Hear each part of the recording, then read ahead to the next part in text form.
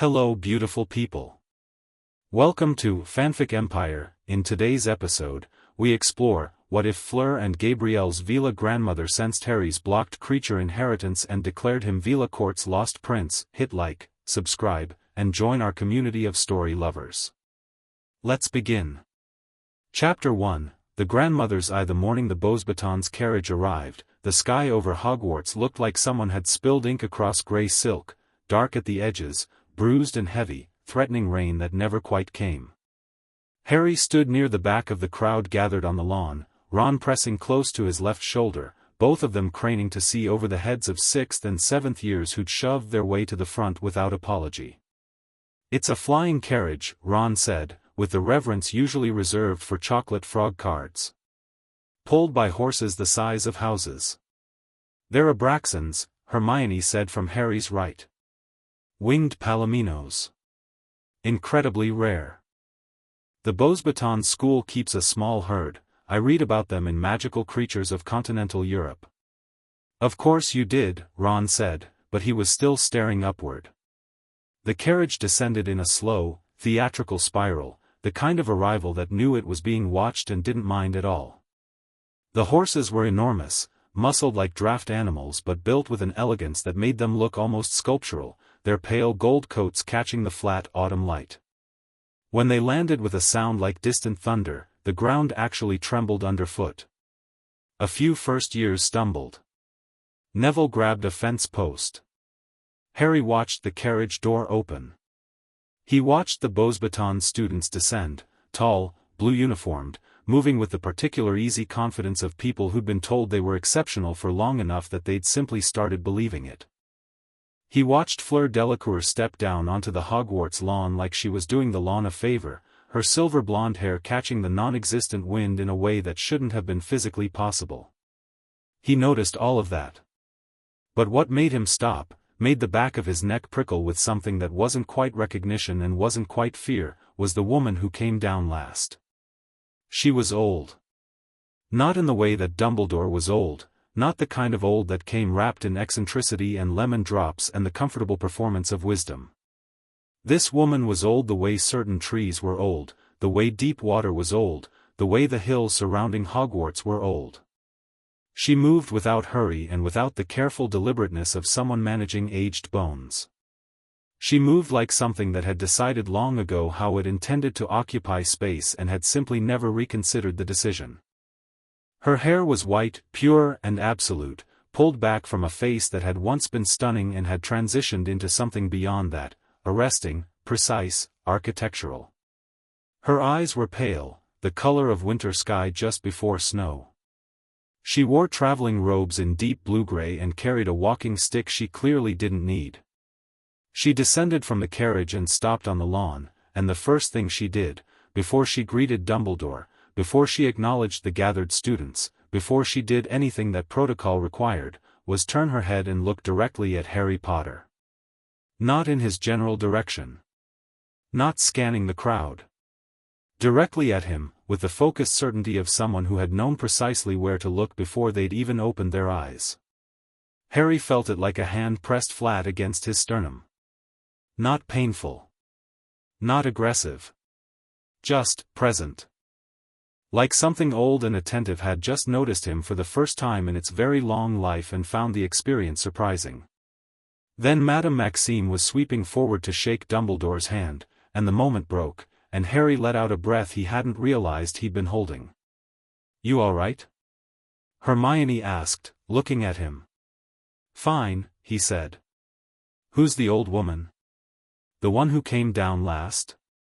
Hermione followed his gaze to where the white-haired woman now stood slightly apart from the Beauxbatons contingent, speaking quietly with a dark-haired man Harry didn't recognize. "I don't know. I don't think she's faculty." She paused. "She came with the Delacour girls, I think." "Look," Fleur keeps glancing at her. Harry looked. She was right. Fleur Delacour, who generally gave every impression of finding her immediate surroundings mildly beneath her notice, kept casting quick sideways glances at the old woman with an expression that was impossible to read from 50 yards away but felt oddly like nervousness. Probably family, Ron said, having lost interest. Can we go in now? It's freezing. The welcome feast was loud and warm and smelled extraordinary, the kind of sensory onslaught that usually made Harry feel genuinely glad to be at Hogwarts. He ate well, laughed at something Fred said, and tried not to think about the fact that in a few weeks he'd have to compete in a tournament specifically designed to seriously injure or possibly kill its participants. He almost managed it. What he couldn't manage was stopping his gaze from drifting, periodically, across the great hall to the staff table, where the white-haired woman sat between Madame Maxime and an empty chair. She wasn't eating much. She was watching the room with those pale, precise eyes, and twice that Harry caught, her gaze settled on him with that same unnerving directness. "She keeps looking at you," Hermione said under her breath. "I noticed. It's probably nothing. You're Harry Potter. People stare." "This is different," Harry said, then stopped, because he couldn't explain how it was different. It wasn't hostile. It wasn't the fervent, slightly terrifying look he sometimes got from fans. It was something else entirely. Something that felt, bizarrely, like being measured. Like something was being calculated, confirmed, cross-referenced against some internal record he didn't have access to. He pushed his pudding around his bowl and decided he was being ridiculous. He stopped deciding that around 10 o'clock, when a folded note appeared on the table beside his goblet. No owl, no hand, no observable mechanism of delivery. Just a note, sitting on the wood as if it had always been there. Harry unfolded it under the table. The handwriting was elegant, old-fashioned, and perfectly even. "Mr. Potter, I would speak with you privately before tomorrow's morning meal. I will be in the 4th floor corridor near the portrait of the Flemish sea captain at 7 o'clock. I hope you will come. It is important." Harry read it twice. Then he turned it over, found nothing on the back, and looked across the hall. The white-haired woman was watching him with an expression of calm, patient expectation. He folded the note and put it in his pocket. He went, of course. There was really never any question of not going. Something about the note had the quality of gravity, not a threat but an inevitability, like a stone rolling downhill. He told Hermione because not telling Hermione about mysterious notes from unknown elderly women would have been the kind of oversight that caused catastrophic problems later. She'd wanted to come. He'd talked her out of it, mostly on the grounds that if the woman had wanted an audience, she would have invited one.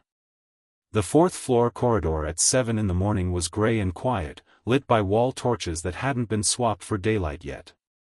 The portrait of the Flemish sea captain, a broad, weathered man with a beard you could lose a small animal in, was snoring audibly in his frame. The white-haired woman was already there, standing at the window with her back to him, looking out at the grounds below. She didn't turn when Harry's footsteps announced him.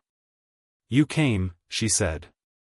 Her English was accented, French, warm, slightly formal, but completely fluent. "You said it was important," Harry said. He stopped about 10 feet away and kept his hands loose at his sides. Defensive positioning without being obvious about it. Something moody had drilled into him.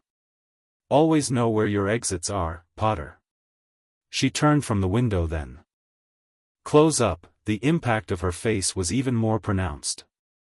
There were lines there, deep and honest, a life written in skin, but her eyes were startlingly clear, almost luminous in the corridor's early light. "My name is Apolline Delacour," she said. "I am grandmother to Fleur and Gabrielle. I am also," she paused, as if choosing the right word with care, "an elder of the Veela Court. One of 7. You do not know what that is." "Veela," Harry said. "Like, Fleur is part Veela." "Fleur is 1/4 Veela," Apolline said, with the particular tone of someone making a distinction that matters. "I am full-blooded. My mother was full-blooded. The line runs unbroken." She studied him with those pale eyes. "Do you know what I sensed when I stepped off that carriage yesterday, Mr. Potter?" "Me, apparently." A ghost of something crossed her face, not quite a smile. More specifically, I sensed what is inside you. What has been put inside you, in the same way you might seal wine in a bottle. Something living, breathing, waiting, pressed down under layers of deliberate magical suppression. She held his gaze. You have a creature inheritance, Mr. Potter. It is significant. And it has been blocked. The corridor was very quiet. Somewhere above them, a ghost passed through the ceiling and disappeared. Harry kept his expression even, because he'd had enough surprises in his life that his face had gotten good at not announcing things before he was ready. That's a significant claim, he said. It is not a claim, she said. It is an observation. I am Veela, Mr. Potter, pure-blooded and elder-ranked. We sense magical signatures the way you might smell smoke. The inheritance inside you resonates with Veela magic specifically. It is not identical, it is older, stranger, but it is related. It is kin. She let that land. I recognized it because I have been looking for it for 31 years. Why? She moved to the window seat and sat, and in the gesture was the first suggestion of her actual age, not weakness, but the particular economy of someone who had learned not to waste energy on standing when sitting would do. Sit, she said, gesturing to the stone ledge across from her. This will take a moment. Harry sat. He didn't lower his guard, but he sat. 320 years ago, Apolline said, the Veela Court lost its royal bloodline. Not through death, through disappearance. The prince consort of the court, a man named Aurelius, vanished with his wife and their infant son during a period of significant political violence within the court's internal structure. It was, Messier, those days. More dangerous to hold power. There were factions. She said the word with the particular distaste of someone who'd spent a long time cleaning up after factions. The royal line was assumed dead. The court reorganized. A chancellor's government was established. Life continued. But? Harry said, because there was clearly a but. But Aurelius did not die, Apolline said. I found evidence of this 12 years ago, records in an archive in Lyon that had been misfiled, deliberately I suspect, for centuries. He survived. He changed his family's name. He hid his son within the wizarding world, suppressed the inheritance, and disappeared into Britain. She looked at Harry steadily. His descendants are still here, Mr. Potter. One of them is sitting in front of me. Harry was quiet for a long moment. The sea captain in the portrait had stopped snoring and was, Harry suspected, listening. I'm a Potter, Harry said carefully. My parents were James and Lily Potter. My dad's family was originally Potier, Apolline said. A French name anglicized over generations. The suppression of the inheritance was renewed in each generation, a deliberate magical practice, passed through the bloodline almost like a tradition, until the knowledge of why it was being done was lost and only the practice remained. She paused. Your parents were killed before they could tell you anything. The block on your inheritance was renewed when you were very young, likely by someone with access to you and significant magical authority. Harry heard the implication in that last sentence and felt something cold and uncomfortable settle at the base of his spine. You're talking about Dumbledore. I am talking about someone, Apolline said carefully. I don't know who renewed the block. But it was renewed after your parents' deaths. The magical layering is too recent to be their work. Why would anyone? Harry stopped. Started again. Why would anyone want to keep this blocked? Because the Veela Court's current political structure is built entirely on the assumption that the royal bloodline is extinct, Apolline said, and now her voice carried something Harry could only describe as the sound of someone who had been angry about something for a very long time and had learned to carry that anger quietly. A living claimant changes everything. The Chancellor's office loses its mandate. The 7 elders, myself included, would be required by ancient compact to acknowledge the bloodline's heir and restore their standing. She met his eyes. Someone does not want that to happen. Someone has been ensuring it would not happen for over 3 centuries. Harry stood up. He walked to the window and looked out at the grounds, where morning mist was sitting low over the lake and the Beauxbatons horses could be seen in their temporary paddock near the forest, enormous and pale and vaguely mythological. He thought about everything he'd been told about himself over 4 years. The chosen one. The boy who lived. The kid who got lucky with a killing curse when he was a year old. He thought about how many of those stories had turned out to be, at minimum, incomplete. I need, he said slowly, considerably more evidence than a conversation in a corridor. Of course you do, Apolline said, and this time what crossed her face was definitely something like approval. I have it. I will show you. But Mr. Potter, she waited until he turned back to look at her, I need you to understand what this means before we go further. If your inheritance is confirmed and unblocked, your life changes. The Veela Court will know. There are people within that court who will not welcome it. This is not a safe thing I am offering you. Harry almost laughed. He managed to keep it to a dry, humorless half-smile. Madame Delacour, he said, I'm a 4th year who got entered into a deadly tournament by someone who wanted to murder me. Safe stopped being an option a while ago. She looked at him for a long moment with those pale, ancient eyes. No, she said finally, softly. I suppose it did. He ran into Fleur on the stairs going down to breakfast. Not literally, he saw her in time and stopped on the landing, and she saw him and slowed her own descent, and for a moment they simply occupied the same staircase with the particular mutual wariness of 2 people who'd been warned about each other by their respective social circles. Fleur Delacour in morning light, Harry thought with the detached clarity of someone cataloguing a fact rather than a feeling, was unfairly beautiful in the way that certain natural phenomena were unfair, the kind of beauty that didn't ask permission and didn't particularly care whether you found it convenient. She was also, by all available evidence, aware of this, and had chosen to weaponize it rather than apologize for it. She looked at him now with those cool blue eyes and said, in French accented English that made every syllable feel slightly deliberate, you met with my grandmother. It wasn't a question. She invited me, Harry said. Fleur was quiet for a moment, her expression doing something complicated, a quick internal calculation playing out behind very controlled features. Then, what did she tell you? She was pretty thorough, Harry said. Something shifted in Fleur's face. The control cracked, just slightly, at the edges. You have to understand, she said, and now her voice had lost some of its practiced composure, she has been searching for the lost bloodline since before I was born. It has been an obsession. An old woman's obsession, my mother used to say, but my mother does not understand what it means to the court, what it would mean if, she stopped. Reset. She is not wrong often, Fleur said carefully. My grandmother. She is not wrong about magic. But this is very large. Yeah, Harry said. I noticed. If you are what she thinks you are, Fleur stopped again.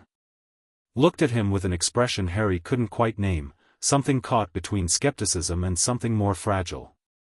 You don't look like a lost prince, she said, and it came out sounding less like an insult and more like an honest observation that she hadn't meant to say out loud. I don't feel like one, Harry offered. No, Fleur said. You don't. Then, after a pause that seemed to cost her something, she is going to need to perform a heritage ritual. To confirm. I will be present. If that is acceptable to you. Why? Because she is my grandmother, Fleur said, with a quiet ferocity that answered the question more completely than she probably intended, and if this is real, it is my bloodline's history too. And if it is not real, if she has found the wrong person after all these years, then I will be there for that as well. Harry looked at her for a moment. He thought about what Apolline had said, someone does not want this to happen, and he thought about Fleur Delacour, proud and sharp and fiercely protective of the person standing at that window, and he decided that whatever she was probably not the enemy. All right, he said. She nodded once, briskly, like a deal struck. Then she descended the stairs past him with the same unconscious grace she applied to everything, and Harry watched her go and felt the complicated weight of the morning settling across his shoulders like a cloak he hadn't asked for. He told Hermione everything at breakfast, speaking quietly under the cover of the hall's usual morning noise, his eggs going cold in front of him. Ron, to his credit, waited until Harry finished before saying anything. "Bloody hell," Ron said. "Yes," Harry agreed. "So you might be, what, royalty? Veela royalty? An inheritance that's been suppressed for 300 years, which apparently makes me a lost prince according to the Veela Court's ancient succession laws." Harry picked up his fork and put it down again. "It's insane." "It's not necessarily insane," Hermione said, and she had the particular expression she got when a problem was interesting enough to override her caution, eyes bright, toast forgotten. "Veela are notoriously secretive about their political history. The fact that most wizarding scholars don't even know the Veela have a formal court structure speaks to how thoroughly they've kept it private. If the royal bloodline was hidden within the wizarding world, anglicized names, suppressed inheritance, it would be virtually undetectable unless you knew exactly what to look for." She frowned. "The blocked creature inheritance is the part one find most concerning. Do you feel anything? Any different than usual?" Harry thought about it honestly. He thought about the prickling at the back of his neck when Apolline had looked at him yesterday. He thought about the occasional strange sharpness he sometimes noticed in his own senses, moments when he could hear something he shouldn't have been able to hear, or when a person's emotional state had seemed to broadcast itself to him in ways that went beyond normal perceptiveness. He'd always attributed it to the paranoia of someone who'd spent his life being hunted. "Maybe," he said. "Sometimes. Blocked inheritances don't block everything," Hermione said, already sounding like she was composing a research plan. "They suppress the active manifestation of the creature traits, but the underlying magical nature still filters through in subtle ways. Heightened senses, emotional intuition, unusual magical resonance." "Hermione," Ron said, "practical question. If this is real, and Harry is some kind of Veela lost prince, what does that actually mean? Like, today? This week? Tournament, Voldemort, all of that?" Hermione opened her mouth. Closed it. Looked at Harry with the first genuine uncertainty he'd seen from her all morning. "I don't know," she said, which from Hermione was essentially an alarm bell. "I don't know enough about Veela Court politics to know who that makes him a target for." "Apolline said there are people in the court who won't welcome it," Harry said. "Someone powerful who's built their position on the assumption that the bloodline's dead." "Then the tournament is the least of your problems," Ron said, with the cheerful pessimism of someone who'd been best friends with Harry Potter for 4 years and had developed a certain resigned pragmatism about danger. "Brilliant." Harry finally picked up his fork. "When is it ever not?" he said, and ate his cold eggs. The heritage ritual happened that evening, in a room that Apolline had apparently negotiated use of through Madame Maxime, a small chamber off the 4th floor that was used for private study and smelled pleasantly of old wood and dried lavender. There was a round table, candles, and a small silver bowl. Fleur stood in the corner with her arms crossed, watching. Gabrielle Delacour, to Harry's surprise, was also there, sitting on a window seat with her knees pulled up, small and self-contained and watching everything with enormous, serious grey eyes. She was 11, 12 at most, with the same silver blonde hair as her sister but none of Fleur's polished self-presentation. She looked at Harry when he came in and gave him a small, deliberate nod, the way someone nods when they're confirming something they already knew. Harry filed that away and turned to Apolline. "A heritage ritual," Apolline said, without preamble, "requires a drop of blood, a piece of silver, and an elder's intention. It does not hurt. What you see in the water will be your blood's honest record." She gestured to the chair across from her. "Sit." Harry sat. Fleur, in the corner, shifted her weight. Apolline produced a small silver needle from her robes. She looked at Harry, waiting. Right, he said, and held out his finger. The pinprick was exactly that, tiny and precise. She pressed his fingertip to the edge of the needle and let 3 drops fall into the silver bowl, which held perhaps 2 inches of water. The drops hit the surface and spread, and the water went dark, not red, but a deep, luminous dark, like ink but alive, moving in patterns that seemed to be following some internal logic Harry couldn't parse. Apolline placed both hands flat on the table, closed her eyes, and said something in a language that wasn't French and wasn't any human language Harry had heard before. It was low and rhythmic and somehow resonant, and the candles guttered sideways though there was no wind. The darkness in the bowl shifted. It began to take shapes, not images, exactly, but impressions, layered one over another in rapid succession. Harry could see, very faintly, something that looked like a family tree rendered in shadow, branching lines, some blazing bright, some faded, some deliberately severed and reattached, like a vine that had been cut and grafted to a different wall. And at the top of it, burning with a particular cool silver-white light that was distinct from everything else, a crest. A mark. Something old and formal that Harry didn't recognize but that made Apolline's hands press harder against the table. When she opened her eyes, they were wet. She was quiet for a moment. Then she said something in that same not French not human language, very quietly, and it sounded like, Harry couldn't be sure, he had no point of reference, but it sounded exactly like relief. Well? Fleur's voice came from the corner, sharp and slightly unsteady. Apolline looked at her granddaughter. Then she looked at Harry with those pale, luminous eyes, and in them was something he'd very rarely seen directed at him, something that was not pity, not awe, not the calculating assessment of how useful he might be. It was recognition. Pure and uncomplicated. The look of someone finding something they'd lost. The crest of the House of Lumière Argentée, she said. The royal bloodline of the Veela Court, unbroken. She held his gaze. Your great-great-grandmother, Mr. Potter, was named Seraphine. She was the daughter of Aurelius.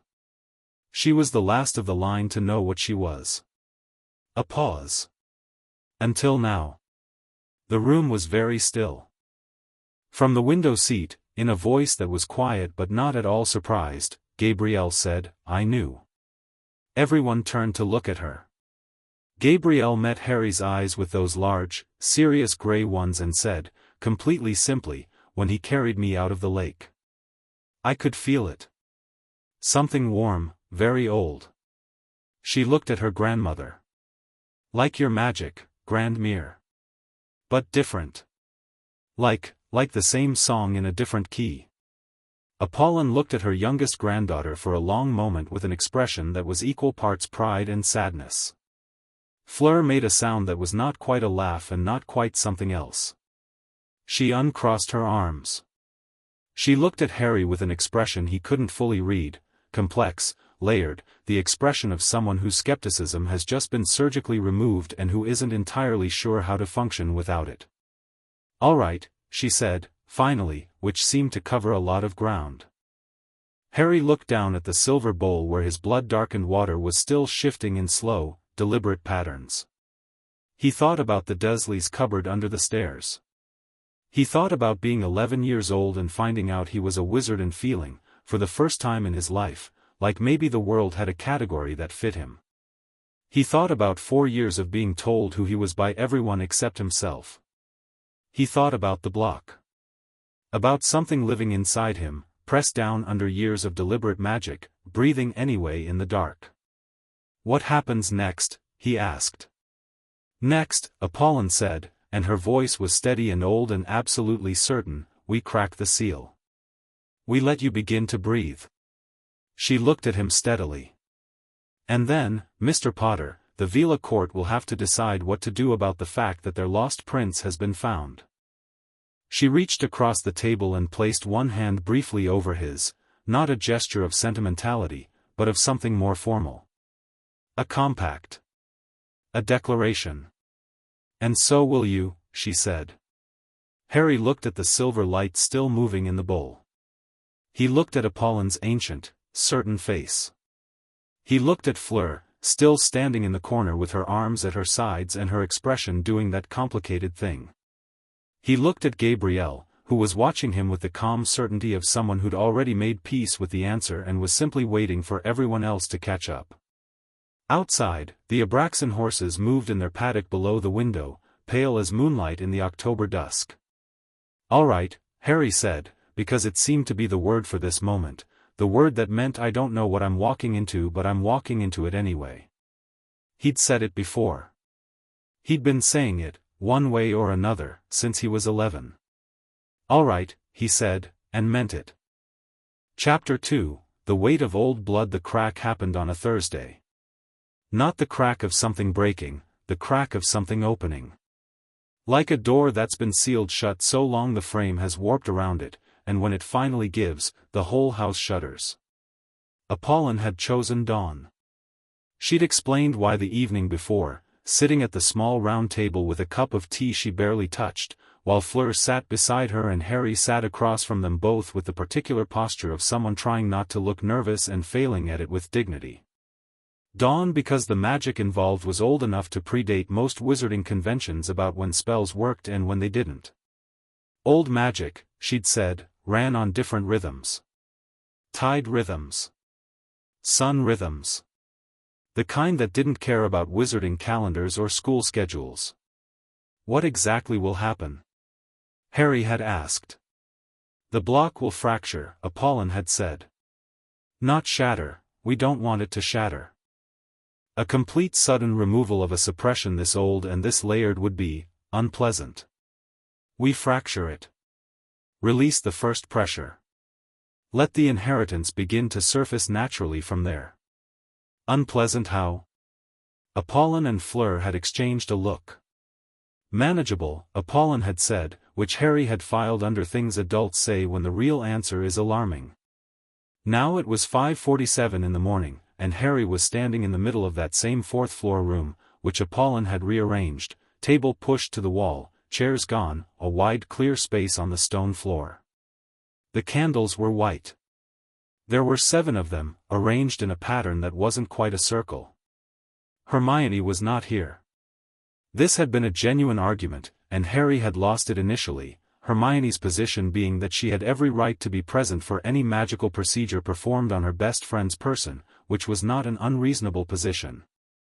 But Apolline had been immovable. The ritual required controlled resonance, and uninitiated magical signatures in the room introduced unpredictable variables. She'd said it with such calm, unarguable certainty that even Hermione had eventually backed down, though she'd made Harry promise to describe everything in precise detail afterward. Fleur was here. She'd come in without announcing that she intended to, had simply appeared behind her grandmother at 5:30 and taken her place near the wall with her arms crossed and her chin lifted slightly, wearing the expression of someone daring the room to tell her to leave. Apolline hadn't told her to leave. Gabrielle was not here, and Harry got the impression this was the only thing Apolline had been genuinely firm about with her granddaughters. Gabrielle had accepted it with the same unsettling tranquility she seemed to bring to everything. "Remove your glasses," Apolline said. Harry took them off and held them. The room went soft at the edges. "I won't be able to see much without." "You will not need to see," she said. "Stand in the center. Close your eyes." He walked to the center of the candle arrangement and closed his eyes. He was wearing his school clothes, which felt slightly absurd for what was apparently an ancient magical ritual, but Apolline hadn't specified otherwise.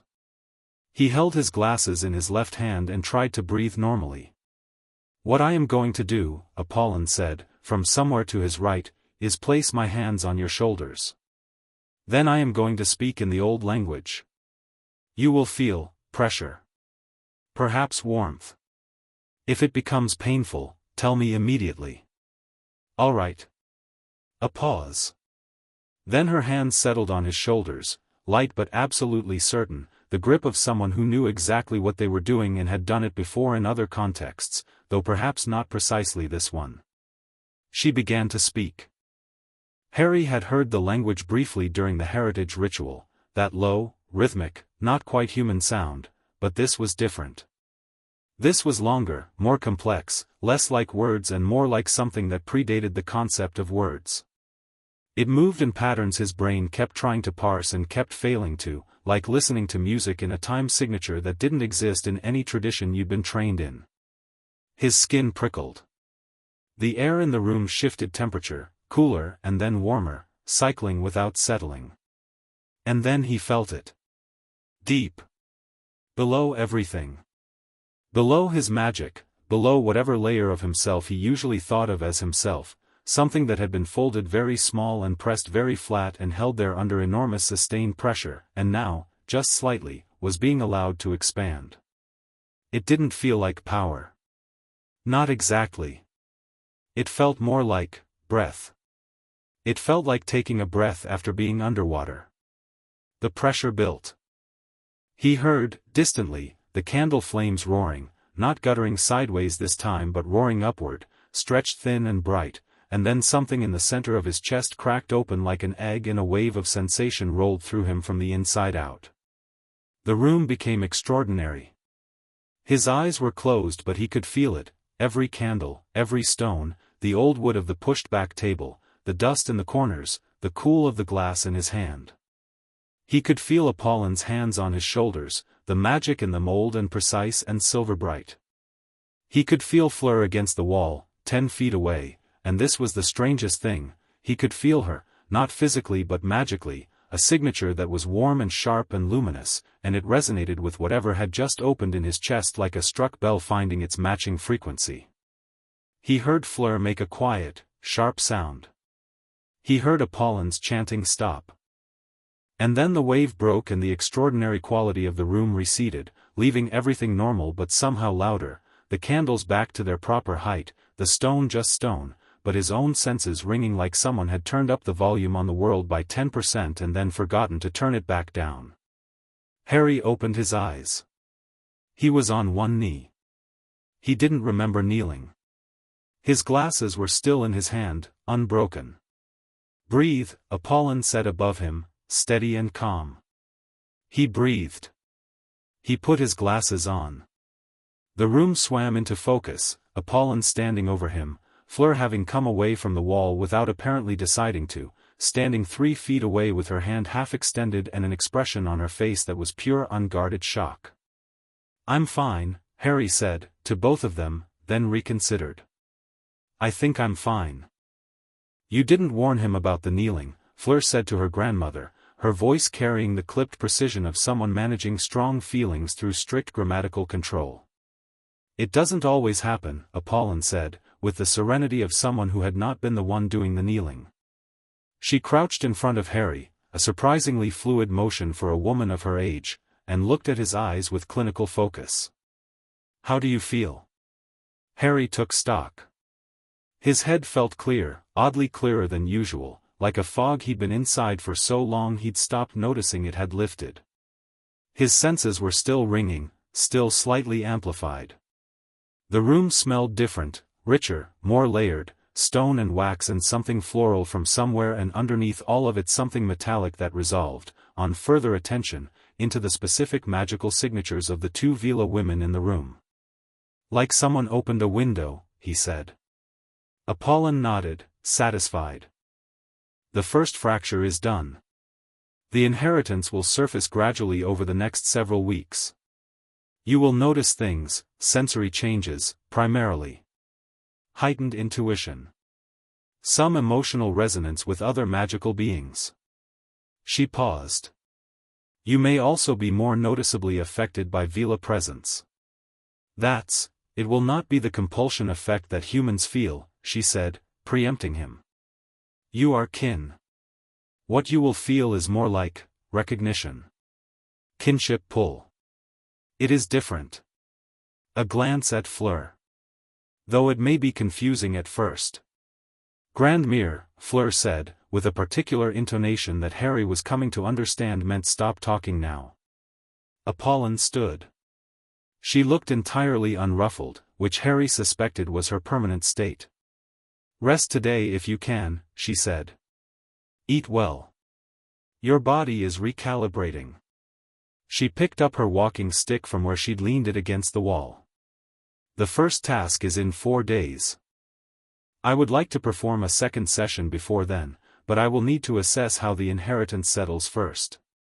Then she walked out, leaving Harry kneeling on the floor and Fleur standing 3 feet away, and the room somehow feeling much smaller than it had 10 minutes ago. You can stand up, Fleur said. I know, Harry said, and stood up. His legs were steady. That was something. He became aware, in the newly amplified way of his senses, of exactly how close she was standing. Not uncomfortably close, 3 feet was normal conversational distance, but present in a way that now registered differently. Warm. Bright. Like standing near a fire that wasn't dangerous. He took a deliberate step back, because he was reasonably self-aware and he remembered what Apolline had said about confusion. Fleur noticed. Something crossed her face, a flicker of something that wasn't quite amusement and wasn't quite offense. She took a half-step back herself, mirroring him, re-establishing a more formal distance. How long have you known? Harry asked. About the lost bloodline. About what your grandmother was searching for. Since I was 14, Fleur said. She told me when I was old enough to understand the politics. My mother knew, but, a slight tightening at the corner of her mouth, my mother prefers to believe the court is simply an interesting piece of history. She does not want to be involved. Grandmere has never shared that preference. And you? Fleur was quiet for a moment, looking at a point slightly to the left of him in the way people do when they're deciding how honest to be. I thought it was a story, she said finally. A beautiful, important story that my grandmother had made into a mission because she needed one. Because the alternative was accepting that a part of Veela history was simply lost forever, and she could not accept that. A pause. I thought she was wrong. I was wrong. Another pause. I am not accustomed to being significantly wrong about things. No, Harry said, because he'd gathered that.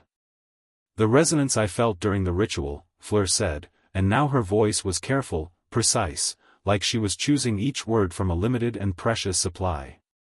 When the block cracked. I felt it from across the room.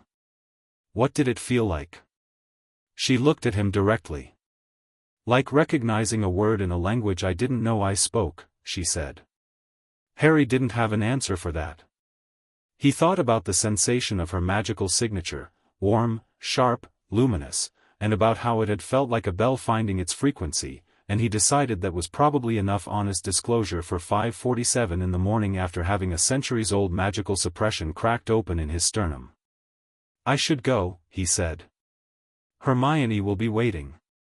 Of course, Fleur said, back to composure, back to the polished self-possession that was her default armor. Then, just as he reached the door, she said, Potter. He turned. You handled that well, she said. It was delivered in the tone of someone issuing an objective assessment, not a compliment, but it was real, and he could tell it was real, and something about that distinction mattered. Thanks, he said. I think. The ghost of something crossed her face. Not quite a smile. Not far from one. Hermione had, predictably, been waiting. She was sitting in the common room with parchment in her lap even at 6 in the morning, and when Harry came in she looked up and said, Tell me everything, don't leave anything out, which he did, and she wrote notes, and Ron slept through all of it with the serene unconsciousness of someone with excellent priorities. When Harry finished, Hermione sat with her parchment and looked at what she'd written, and then she said, the sensory amplification. Is it happening right now? Harry looked at the fireplace. The flames were, well, they were normal, but the light from them was registering more clearly than usual, the colors distinct in a way that felt new. He could hear, from the boys' dormitory above, the specific rhythms of 3 separate people's breathing, Ron's deep and even, Neville's slightly congested, Dean's with the quick shallow pattern of someone in a light dream. He'd noticed this on the stairs coming up and catalogued it without thinking, the way you'd notice weather. Yes, he said. Does it hurt? No. It's, a lot, but not bad. He considered. Like switching from a broken pair of glasses to a good prescription. Everything's just clearer. Hermione made a note. The emotional resonance she mentioned, she said, in a voice carefully calibrated to neutral. With other magical beings. Does that include, I'm not discussing that at 6 in the morning. I'm asking scientifically, Hermione. She put her quill down. Right. Yes. Sorry. Then, are you scared? He thought about the wave breaking in his chest. The sensation of something finally being allowed to breathe. He thought about kneeling on the stone floor and feeling like the room had come alive around him, every surface and signature announcing itself. No, he said, and meant it in a way he hadn't expected to. Which is maybe the strangest part. The next 4 days before the first task were strange in ways both large and small. Small, breakfast became an overwhelming experience for roughly 36 hours before his senses calibrated, and he had to explain to Ron that he wasn't ill, he just couldn't sit next to the plate of kippers without needing to leave the table. Large, he fell asleep in history of magic and dreamed in a language he didn't know but understood perfectly, and woke up with the dream already fading but the feeling of it remaining, warm and deep and old as Riverstone. Small, he could tell when Malfoy was about to say something unpleasant roughly 4 seconds before Malfoy said it, which was less useful than it sounds because 4 seconds was not actually enough time to do anything about it except brace. Large, he sat next to Neville in herbology and found himself aware, in that new, resonant way, of how frightened Neville was, a low steady frequency of anxiety that had apparently been running under everything Neville did for so long that Neville himself barely noticed it anymore, and something about perceiving it so clearly made Harry feel a fierce, uncomplicated protectiveness that took him somewhat by surprise. He didn't see Apolline until the morning of the task. She found him in the corridor outside the Great Hall at 7:30, already moving with the purposeful quiet that seemed to be her consistent mode, and fell into step beside him with a lack of ceremony that suggested she'd decided they were past introductions. "How are your senses?" she asked. "Settling," he said. "Better than 3 days ago." "Good. I want to do a second session but not before the task. There isn't time for you to stabilize properly, and going into the arena with your resonance actively shifting would be dangerous." "Dangerous how?" "Dragons," she said, "will register to you now in a way they did not before. Not just as physical threats. Your inheritance will recognize them as something significant. Old. The emotional resonance can be disorienting if you're not prepared for it."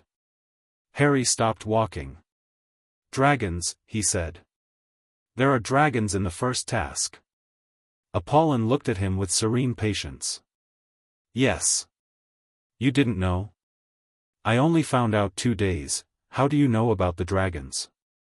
"I am an elder of the Veela Court," she said, as though this explained everything, and in some ways it clearly did. "Hagrid showed them to someone, I believe. The information traveled." She resumed walking. "The point is, the dragon will feel significant to you. Not friendly, do not mistake the resonance for safety. But it will not be purely instinctual fear either. You will feel the creature as a creature. That can be an advantage, if you use it correctly." "Use it how?" "Don't fight it," she said.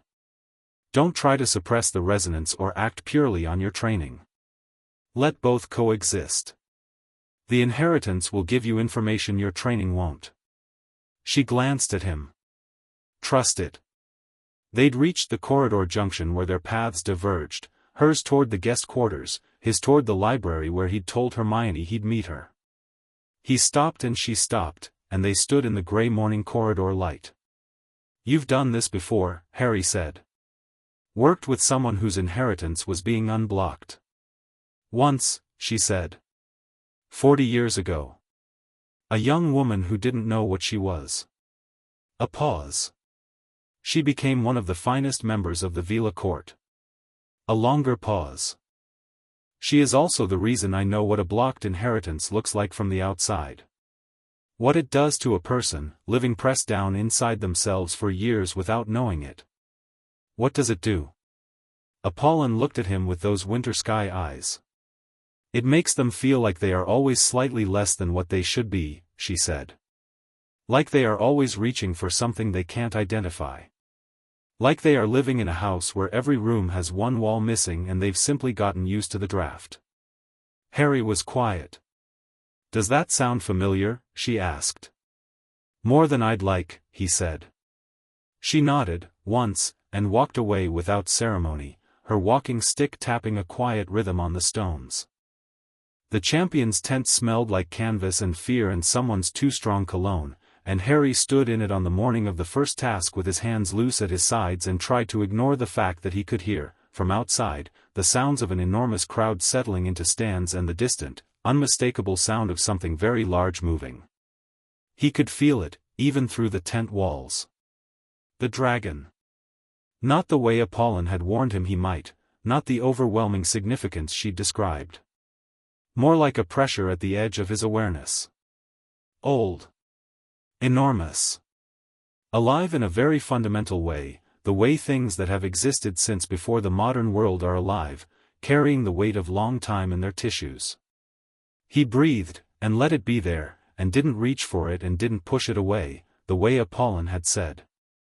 Cedric was in the corner, white-faced and composing himself with visible effort. Fleur was near the tent entrance, and Harry could feel her magical signature now as a familiar warmth at the edge of his newly calibrated senses, present and distinct, like knowing without turning around that a light is on in the next room. She wasn't looking at him but she was aware of him, he was reasonably certain of that, some reciprocal resonance in the kinship pull that Apolline had described. Victor Crumb sat by himself and stared at the ground with the focused intensity of someone converting anxiety into fuel. Then Bagman was in the tent, cheerful and horrible, and there was the bag with the model dragons inside, and the slip of parchment tied around Harry's model's neck read Hungarian horntail, and Harry looked at it and then he looked at the tent wall where the sound of something massive and ancient and alive was pressing through the canvas, and he thought, all right. He went last. He stood at the tent entrance and listened to the roar of the crowd as Fleur's dragon apparently put her through something thoroughly unpleasant. He could hear the crowd's collective wince from 50 yards away, and he breathed, and he let the dragon's presence wash through his awareness without fighting it. When his name was called, he walked out. The Hungarian horntail was enormous. Harry had known this intellectually, he'd seen it in the enclosure, but standing in the arena with it chained 30 yards away and its eyes fixed on him with the flat, slit-pupiled focus of a thing that had been eating large mammals since before recorded history was a different order of knowledge entirely. The crowd roared. Harry didn't hear it. He could feel the dragon. It wasn't what he'd expected, not a pull exactly, more like a vibration in the air between them, something that his inheritance translated into information the way a bat translates sound waves. The dragon was afraid. Not of him, of the chains, the crowd noise, the enclosed space. It was constrained and loud surrounded and its eggs were nearby and it was afraid, and the fear was making it aggressive in the way that fear always made things aggressive when they were large enough that aggression was a viable response to anything.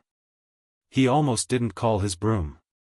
He stood there for 5 full seconds with the crowd going confused and slightly anxious behind him, just feeling the shape of the dragon's fear, and then he thought, I still need the egg. Empathy doesn't change that.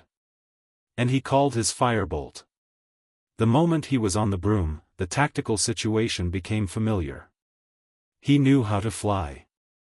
He knew how to read a moving creature's trajectory and calculate angles.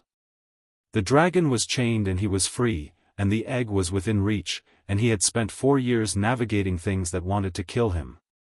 But he approached differently than he'd planned in the tent. He flew low and fast and then pulled up short, and when the dragon's head swung toward him he didn't dodge sideways, he went up and over, riding the thermal of the creature's own breath, and when the horntail's neck extended upward to track him he felt the chains go taut through some second sense he hadn't had a week ago, felt the constraint before he saw it, and moved to the far side of the extension. The egg was in the nest. He came around the back of the ark and dropped fast, and the dragon screamed and thrashed, and he felt the wash of its fear and fury like weather, full body, immersive, but not paralyzing because he knew what it was now. he could read it the way Apolline had read his own blocked magic, like a text in a language you've suddenly learned to translate. He grabbed the egg. The crowd exploded. Harry was already climbing, putting height between himself and the horntail, and he felt the dragon's rage peak and then, strange, unexpected, level. As though, with the immediate threat moving away, the worst of its fear began to subside. As though, with the egg threat removed, it was returning to something less frantic. He didn't know if that was real or imagined. He filed it for Apolline. He landed to a sound that was less like applause and more like a pressure wave, and the judges held up their scores, and Harry stood with the golden egg heavy in his hand and felt the crowd's attention on him like weather, overwhelming and real, but outside him, separate. His inheritance wasn't tuned to crowds. Just creatures. Just things that were genuinely alive in that old deep way. He thought about the dragon's fear and felt something uncomplicated. He was glad he hadn't had to hurt it.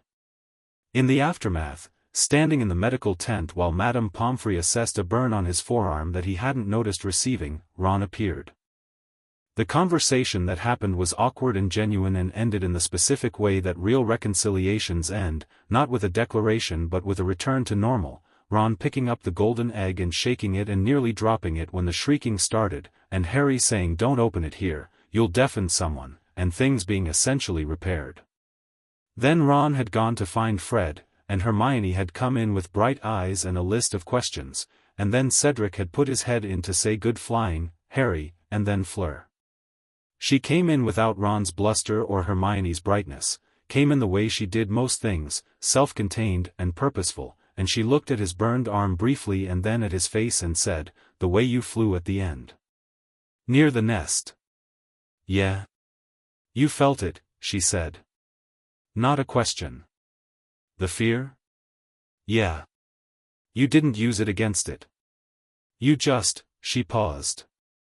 You used it to navigate around it. Not through it. He looked at her. It wasn't doing anything wrong, he said. It was just scared. Fleur was quiet.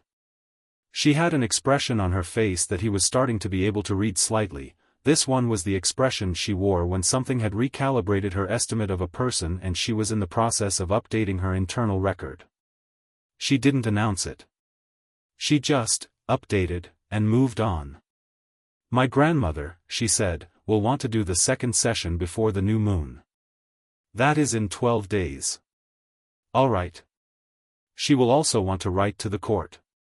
To certain members she trusts." A pause. "Once she does, the information will not remain contained. You should be prepared." "Prepared how?" Fleur met his eyes directly. "Someone in the court has been maintaining the suppression of the royal bloodline for 3 centuries, she said. "Actively. That means someone knows it exists. When they learn that you exist, she let the sentence do its own work." Harry thought about the list of complications currently attached to his life: Voldemort, the tournament, the Death Eaters, the Ministry, Barty Crouch Sr., and now apparently an ancient political faction within a magical court he'd never heard of a week ago that had been suppressing his existence for his entire life. "Right," he said. He flexed his burned arm experimentally. Madame Pomfrey had fixed it but the skin still felt new, slightly tender. "Well. Add it to the pile." Something shifted in Fleur's expression, something that wasn't quite amusement, sharper than sympathy, a specific quality of acknowledgement. Like she recognized the particular kind of tired that came from being permanently in the crosshairs and had chosen to deal with it the same way, by refusing to be crushed by it. "You are," she said, in a tone that was nearly, just nearly, warm, extremely irritating to dislike. Harry blinked. "Is that a compliment?" "It is an observation," she said, and walked out of the medical tent with exactly the amount of grace and composure the situation didn't warrant, and Harry watched her go and felt, through the warm settled weight of his newly cracked open inheritance, something that felt less like confusion and more like the beginning of understanding. That night, lying in his dormitory bed with the golden egg on the nightstand and the sounds of the castle settling around him, Harry's amplified hearing picked up everything: Ron's breathing, rain against the windows, a distant owl, the specific creak of the staircase on the third step from the top. He lay in the dark and took stock of himself with the same careful practicality he'd been applying to dangerous situations since he was 11. He was something he hadn't known he was a week ago. There was an inheritance in him that had been sealed away by persons unknown for reasons that were becoming clearer and more alarming the more he understood them. There was an ancient political court that he was apparently a lost prince of, currently run by someone who had apparently been ensuring he stayed lost. There was a tournament he had to survive. There was Voldemort, always Voldemort, a returning shadow at the edge of every other consideration. And there was Apolline Delacour's hands on his shoulders at dawn, and the sensation of something finally being allowed to breathe, and Fleur's magical signature in the ritual room feeling like a bell finding its frequency, and Gabrielle's quiet voice saying like the same song in a different key. He thought about the dragon's fear, and how knowing what something was had made it navigable rather than simply terrifying. He thought, maybe that's the point. Maybe that's what all of it is for. He turned over, and the rain kept coming, and somewhere in the castle the Abraxan horses moved in their temporary paddock, enormous and pale and unbothered by the weather, and Harry Potter lay in the dark and felt the weight of old blood in his veins and found, somewhat to his own surprise, that it didn't feel like a burden. It felt, for the first time in a long time, like it might be a foundation. He closed his eyes, and slept without dreams, and in the morning everything would be more complicated, and he would deal with it then. Chapter 3. The court summons. The letter arrived on a Tuesday, tucked between Harry's copy of the Daily Prophet and a package of Honeyduke's chocolates that Hermione had ordered for him as a belated well-done you didn't die gift after the first task. He almost missed it. It was thin and pale, the envelope made of something that wasn't quite paper, more like pressed silver leaf, and the seal on the back was a design he didn't recognize, a crescent moon bisected by a stylized flame. He turned it over. His name was on the front in ink that shifted between silver and white depending on the angle of the light, written in a script that was formal without being ornate. Harry James Potter, Gryffindor Tower, Hogwarts School of Witchcraft and Wizardry, Scotland. No owl had brought it. No one at the table had seen it arrive. It was simply there, the way the note from Apolline had been simply there, as though these things moved through the world by a different set of rules than the ones Harry had been taught. He pocketed it without opening it at the table. Ron was in the middle of a story about Fred and George's latest product test and didn't notice. Hermione noticed, because Hermione noticed everything, and gave him a look that said we will discuss that later with the precision of someone who had spent 4 years developing a comprehensive silent vocabulary with him. He opened it in the corridor outside, between Transfiguration and his free period. The letter was short. 3 sentences in that same shifting ink, in French first and then English directly beneath it, as though whoever sent it wanted to be certain he understood. By authority of the Veela Court of Continental Europe, the Elder Bloodlines, and the ancient compact of succession, you are summoned to present yourself before a formal delegation of the court, to be assembled at a location of mutual agreement, at your earliest convenience. This summons carries the weight of court law. Failure to respond within 14 days will be interpreted as a refusal of recognition. And at the bottom, a signature Harry didn't recognize, and below that a title, Lord Severin Baton Argent, Chancellor of the Veela Court. Harry read it twice. Then he folded it carefully and went to find Apolline. She was in the small 4th-floor room, which had apparently become their unofficial meeting space by collective unspoken agreement, and she was not alone. A man Harry hadn't seen before was with her, lean, dark-haired, perhaps 50, with the kind of face that held its age well and its secrets better. He was sitting in one of the chairs with a leather document case across his knees and an expression of measured professional calm. Apolline looked up when Harry came in. She looked at his face and said, "You received it. This morning." He held up the letter. Apolline's expression did something brief and complicated. "Sit down, Mr. Potter. This is Edouard Marchand, he is legal counsel for the Veela Court's Elder faction." "My faction. He arrived last night." Marchand inclined his head with the measured courtesy of someone who had spent decades in rooms where the wrong gesture could derail negotiations. "Mr. Potter," he said, in accented but precise English. "I understand this is a great deal of information arriving in a compressed period of time." "That's one way to put it," Harry said, and sat. "The summons," Apolline said, "is Baton Argent's opening move. It is faster than I expected, which means his intelligence network is better than I hoped." She said this without apparent alarm, more with the particular composure of a chess player acknowledging an opponent's good move while already calculating the response. "Someone told him. Someone with access to what happened in this room." "Who?" "I have 3 suspects," she said, "and I am working to confirm. In the meantime," she nodded at the letter, "we must respond." "What happens if I don't?" "Legally, a refusal of recognition," Marchand said, opening his document case, "forfeits your right to present a bloodline claim before the court. It does not eliminate the claim, blood cannot be argued away, but it removes your standing to actively pursue it. Baton Argent would use the procedural gap to consolidate his position further before you could challenge it." "And if I do respond?" "Then you are acknowledging the court's authority," Marchand said, "and placing yourself within its legal framework, which has both protections and vulnerabilities." Harry looked at Apolline. "He's trying to put me in a situation where both options hurt me." "Yes," she said, simply. "Which is why we are going to do neither." The plan, if it could be called that yet, Marchand kept using the phrase preliminary strategic framework in a way that made Hermione, when Harry described it to her later, light up like a window, was for Apolline to respond to the summons on Harry's behalf, as the elder who had identified the bloodline, invoking an ancient provision of the court's own compact that allowed the identifying elder to request a preparatory period before formal presentation. This bought them time. Not unlimited time, but enough.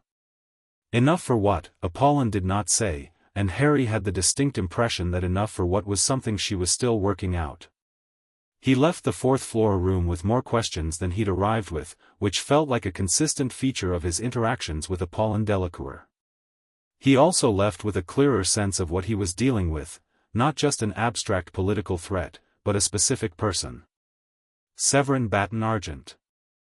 A name, a title, a man who had apparently known about the surviving bloodline long enough to have infrastructure in place to respond to it. That last thought sat uncomfortably. Long enough. How long was long enough? How long had someone known, and what had they done about it, and what did that mean about the block on Harry's inheritance, not just that it had been renewed, but by whom, and whether that person and Baton Argent were separate problems or the same one? He was still turning this over when he rounded a corridor corner and walked directly into Dumbledore. Not literally, the headmaster was coming from the direction of his office, moving with his characteristic unhurried sweep of robes, and they nearly collided at the junction near the stone gargoyle that guarded the stairs to the tower. Dumbledore stopped. His blue eyes found Harry with their usual quality of benign all-seeing warmth, and he smiled. "Harry," he said. "Just the person. Do walk with me." It was phrased as an invitation and had the weight of a directive. Harry walked. They ended up in Dumbledore's office, which was its usual organized chaos of whirring instruments and sleeping portraits and Fawkes, who opened one eye when Harry came in and made a soft sound of recognition before going back to sleep. Dumbledore settled behind his desk and laced his fingers together and looked at Harry with an expression of attentive patience. "I understand," Dumbledore said, "that you have been having some rather significant conversations with Madame Apolline Delacour." Harry kept his face neutral. "Has she been reporting to you?" "No," Dumbledore said, with a slight smile. "But I am aware of rather more than people generally give me credit for. Particularly within these walls." He reached forward and poured 2 cups of tea from a pot Harry hadn't noticed and that possibly hadn't been there a moment ago. A heritage ritual on the 4th floor. A blocked creature inheritance. A formal summons bearing the Chancellor's seal. He looked up. "You have had a busy few weeks, Harry." Harry took the tea and didn't drink it. You know about the inheritance. I have known for some time, Dumbledore said, and his voice was completely even, and Harry felt something cold move through his chest that had nothing to do with his newly awakened senses. How long, Harry said, is some time? Dumbledore was quiet. He looked at Harry over his half-moon spectacles with an expression that Harry was now reading, through the inheritance's new sharpness, more clearly than he ever had before. It was not entirely the warm benevolence it presented as. Underneath it was something else, not malice, but weight. The weight of decisions made and carried for years. Since before your parents died, Dumbledore said. The office was very quiet. Fawkes made no sound. The whirring instruments continued their tiny operations, indifferent. Since before, Harry stopped. Started again, with deliberate calm, because he'd learned that losing control of his voice in this office rarely produced useful results. You knew what I was. Before I was born, essentially. And you, what? You let the block stay? You renewed it? Dumbledore looked at him steadily. I renewed it once. When you were 15 months old. Why? Because, Dumbledore said, and his voice was careful and quiet, you were the subject of a prophecy, Harry.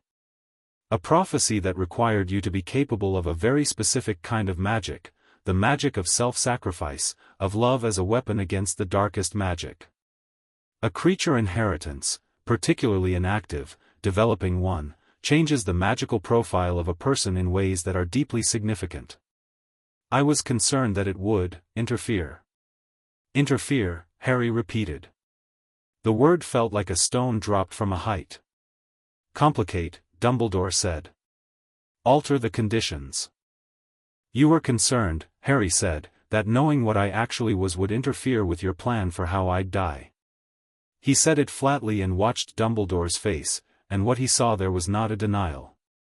What he saw was the face of a man who had made a decision that he believed was right and had carried its weight without complaint, and who was now, for possibly the first time, watching someone understand the full dimensions of what it had cost. That is a stark way of framing it, Dumbledore said. Is it inaccurate? A long pause. No, Dumbledore said, very quietly. Not entirely. Harry put his teacup down on the desk. He set it down carefully, deliberately, because what he felt in that moment was large enough that careful and deliberate were necessary counterweights.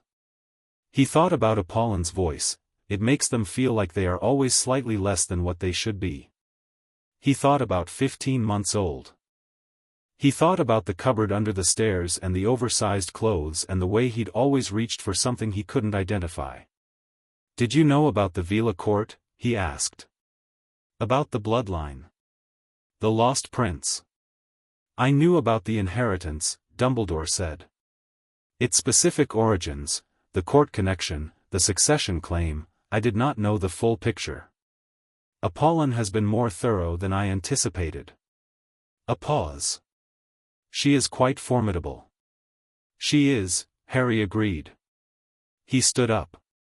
He stood up slowly and looked at Dumbledore from across the desk and felt the inheritance in his chest settle into something very still and very clear, like water that's been turbulent and has finally found a level surface. I want to know everything you know. The inheritance, my parents, the block, everything. I'm not asking. Dumbledore looked at him for a long moment.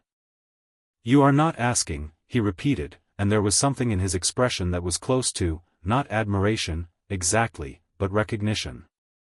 The recognition of a teacher watching a student step past a threshold they've been approaching for years. No, Harry said. Dumbledore nodded, once.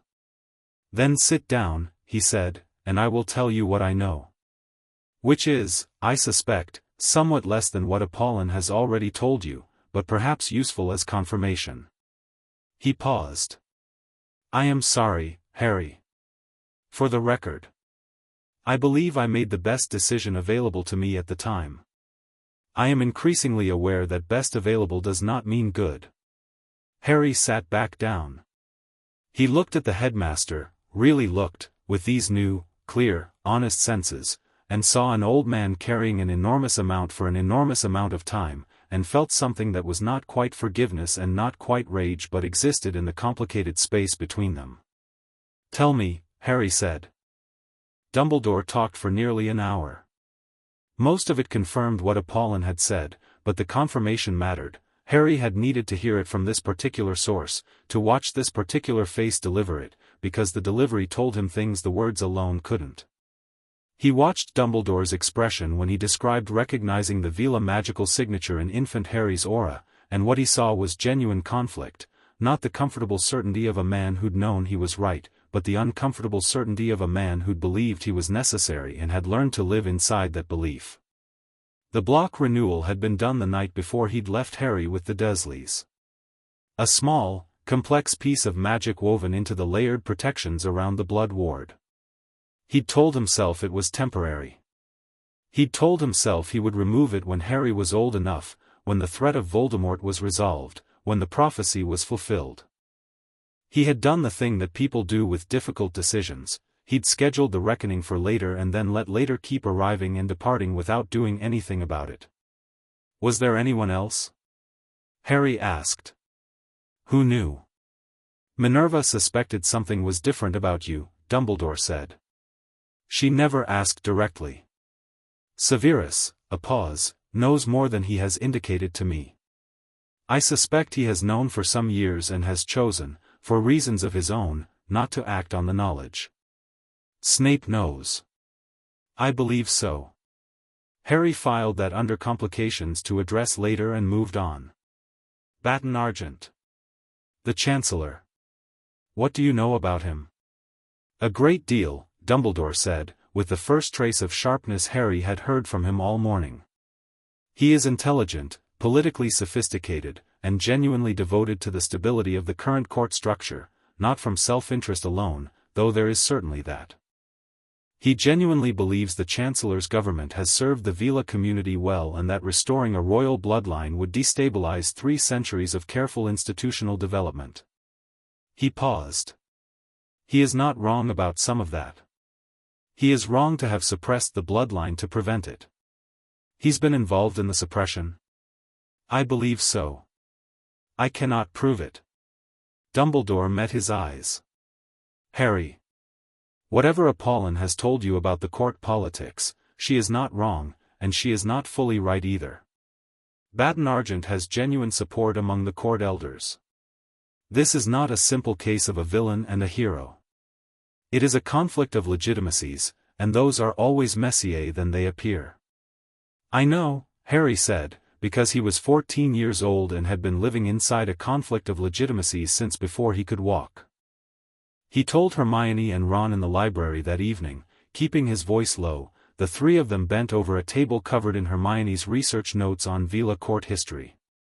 Ron's expression through the telling went from focused to troubled to something approaching genuinely angry, which was notable because Ron's anger was usually loud and immediate, not slow and building.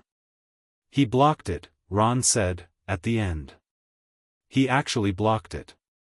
When you were a baby. Yes. And he knew all this time, yes.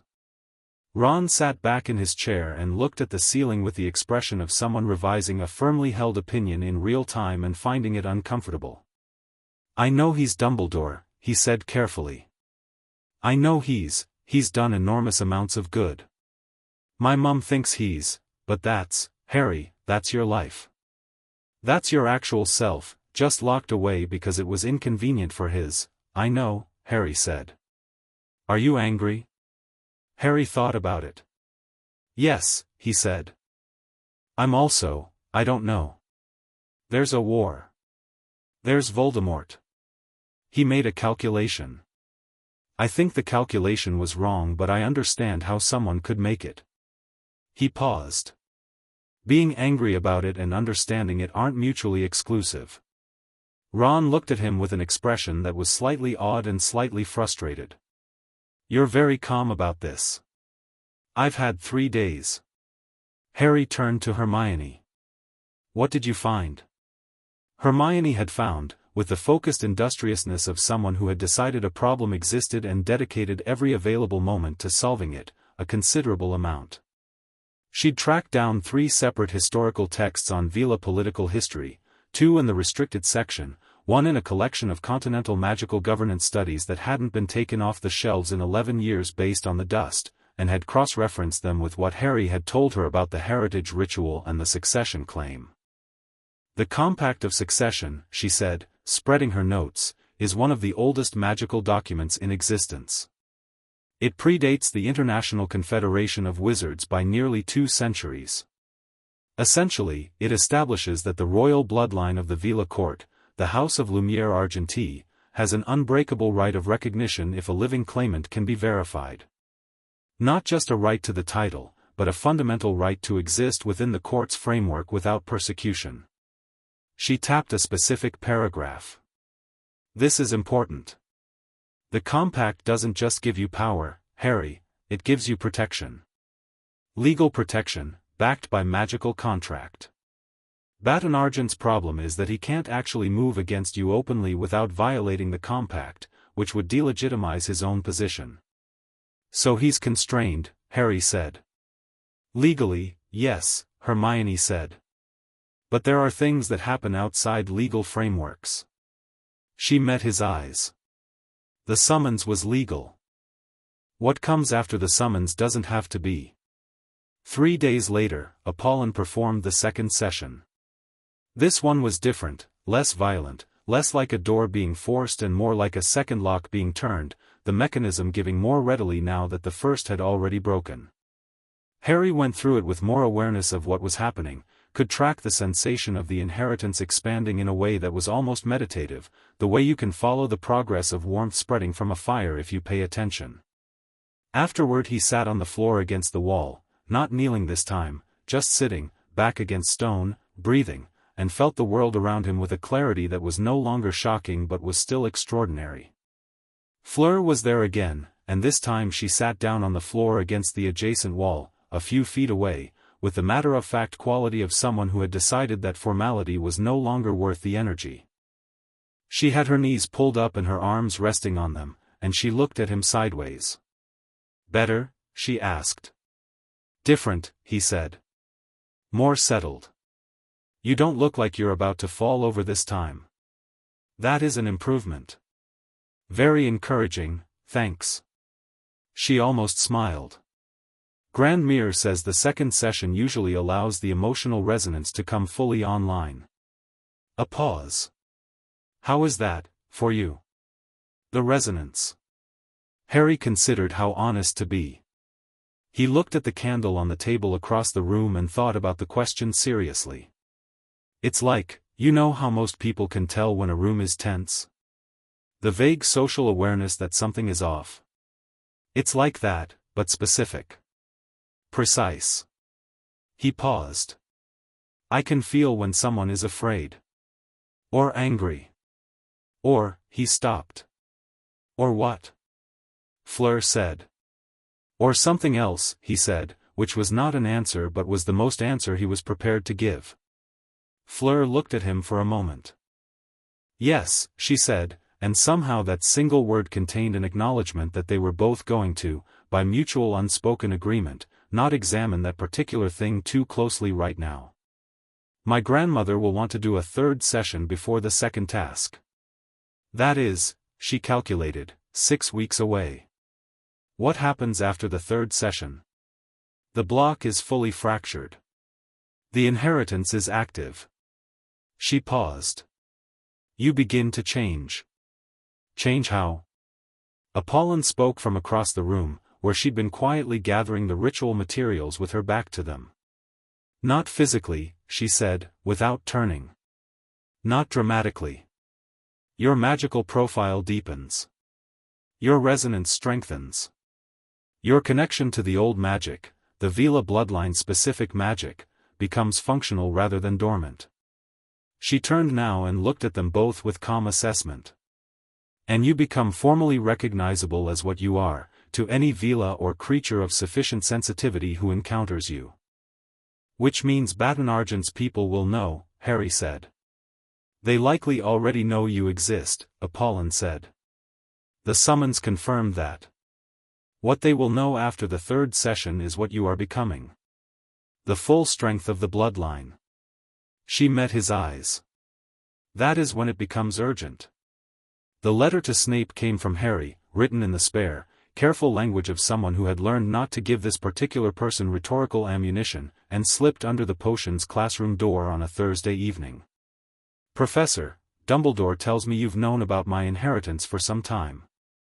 I'd like to talk. Not about occlumency. About what you know and haven't said. I'm asking civilly. Harry Potter. He expected to wait. He expected a cold, dismissive response, or possibly no response at all. Instead, the next morning, a folded note appeared in his bag between classes. Tonight. 7 o'clock. My office. Come alone.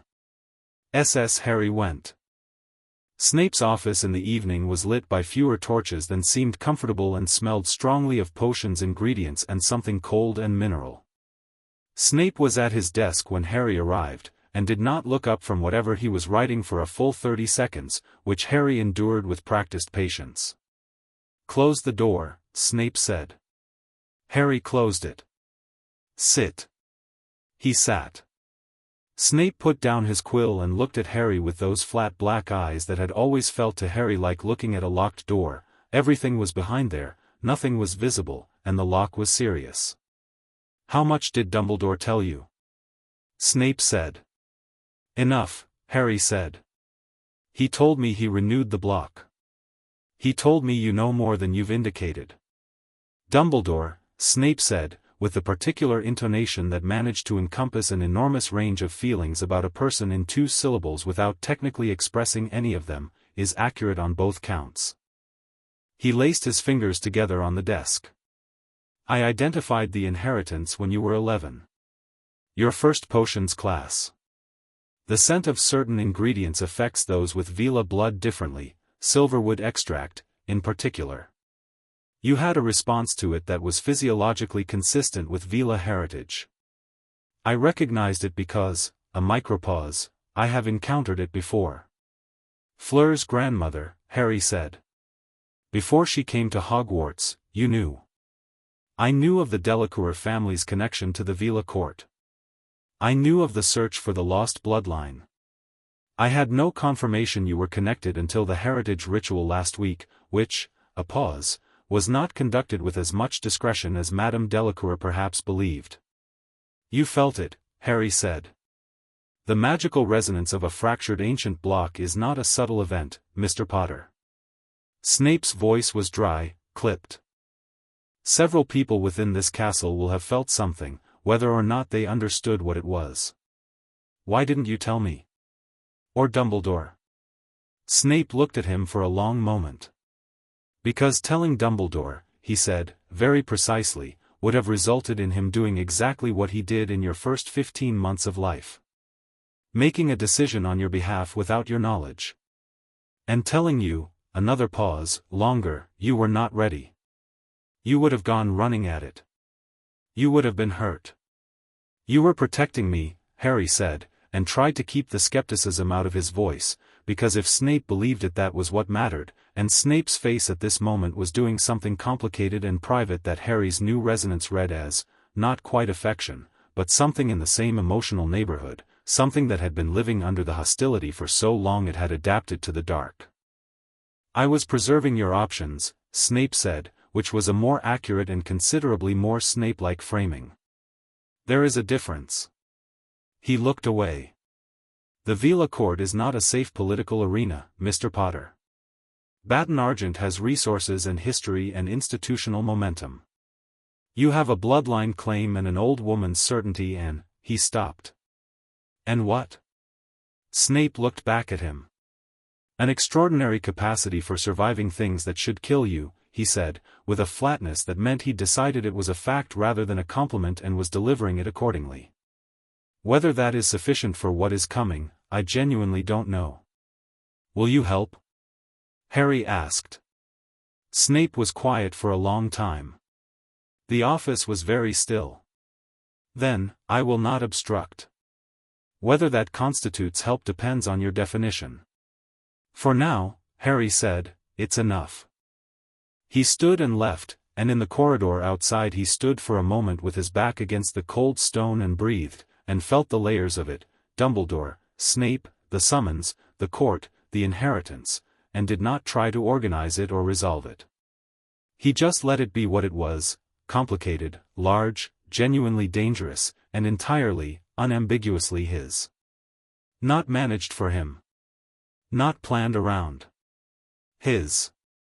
He found Apolline in the corridor outside the fourth-floor room that evening, and she was standing with Marchand and speaking in quick, low French that stopped when Harry approached. She looked at him and read something in his face. "You spoke with Dumbledore," she said. "And Snape."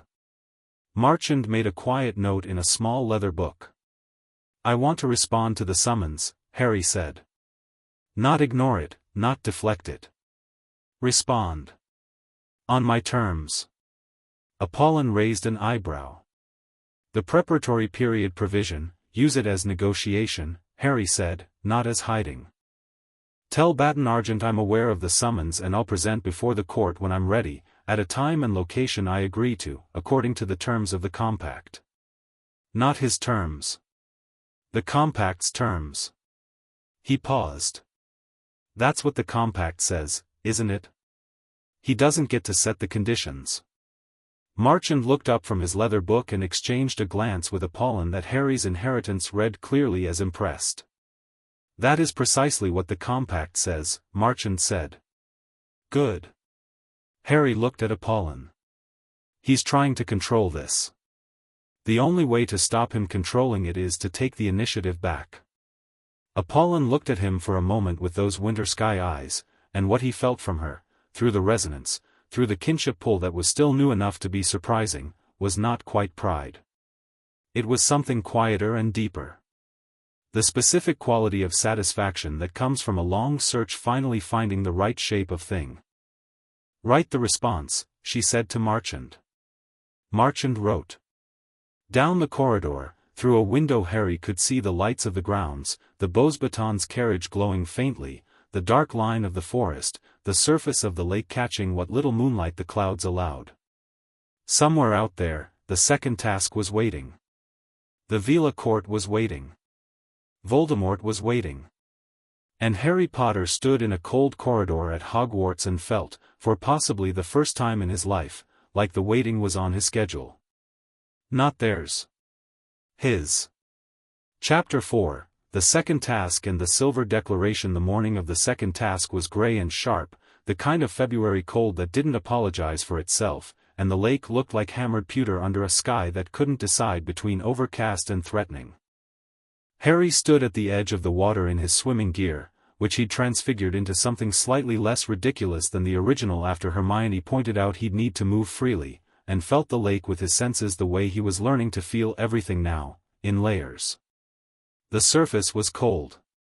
Below the surface was something older, stranger, more complex.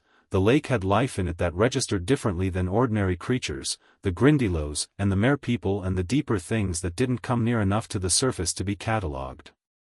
He could feel them the way you feel weather moving in from a distance, a pressure shift that carried information.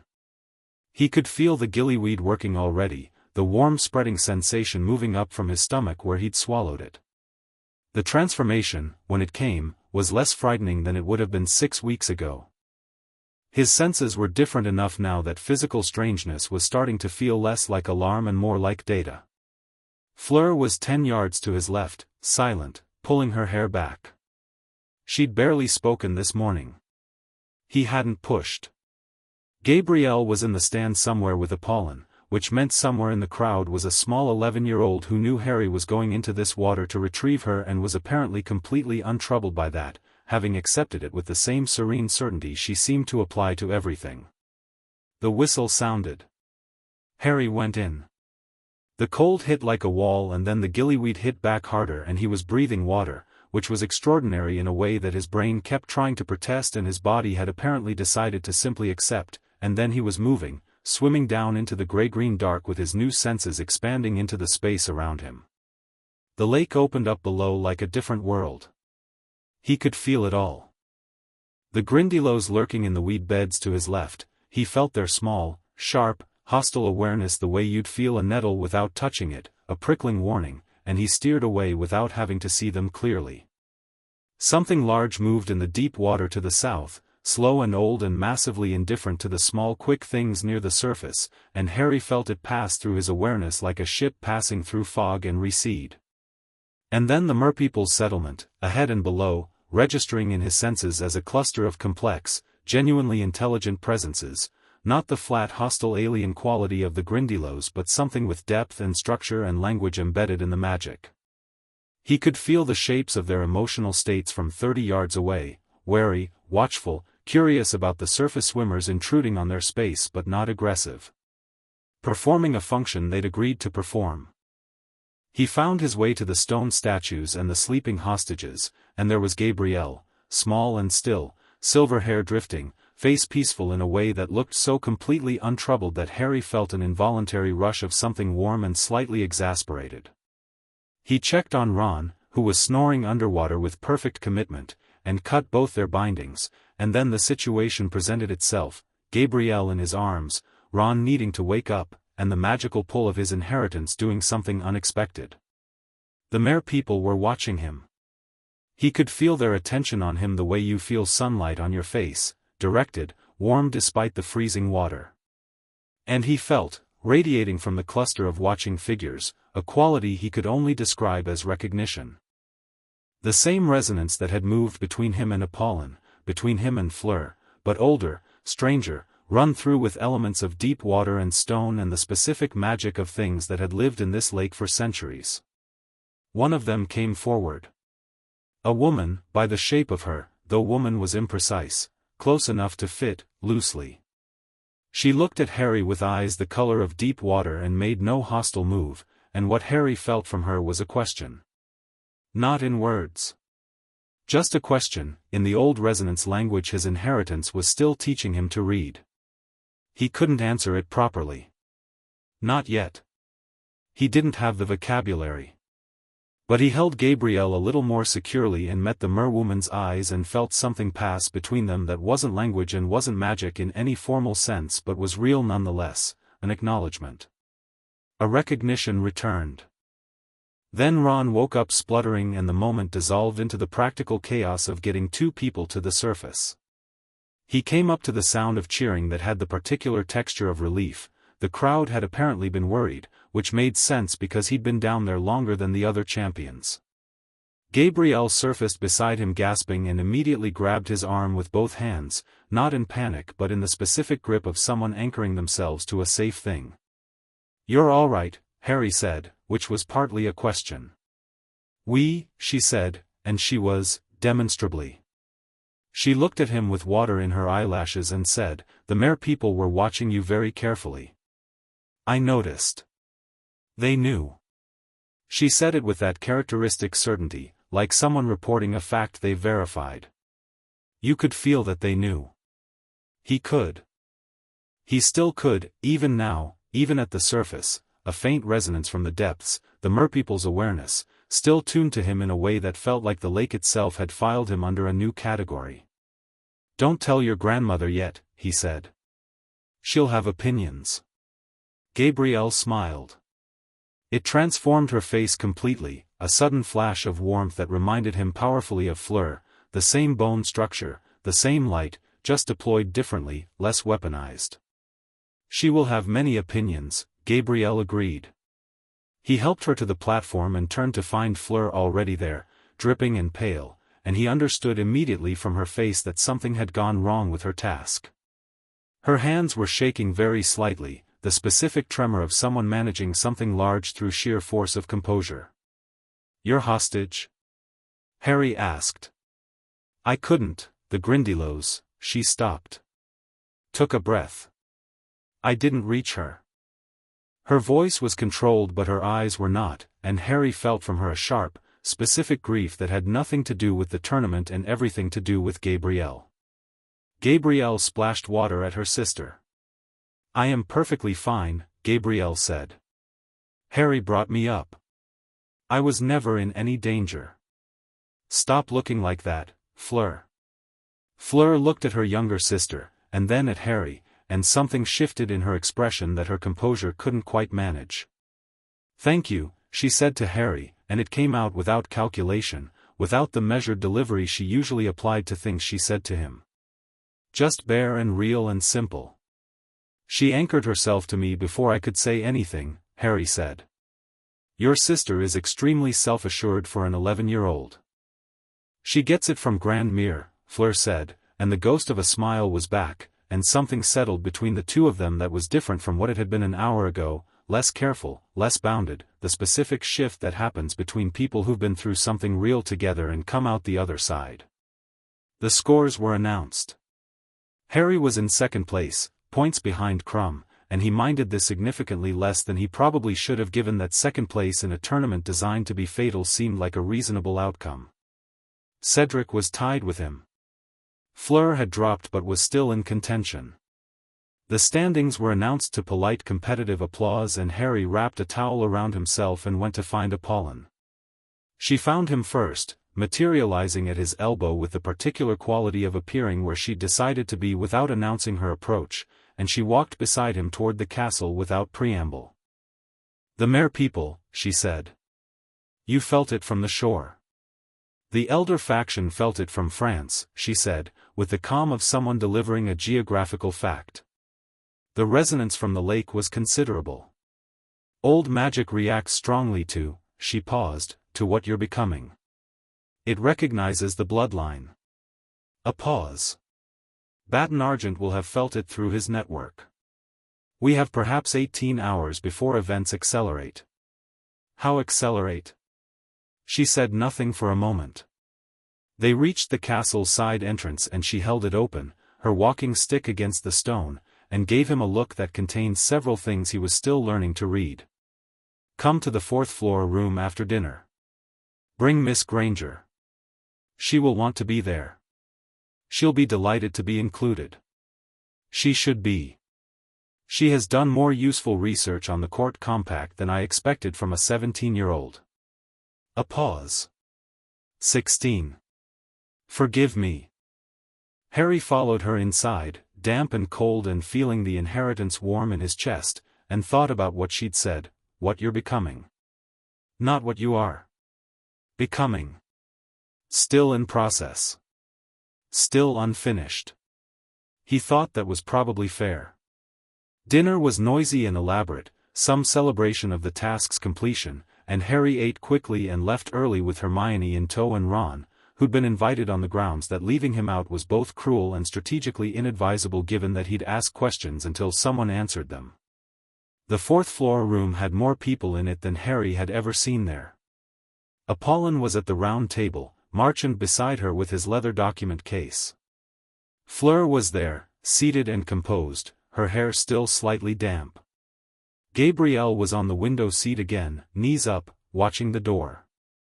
And there was someone new, a woman in her 50s, dark-skinned, with close-cropped gray hair and the kind of stillness that came from an enormous amount of practice, wearing elegant robes in the Veela Court's colors of silver and deep blue.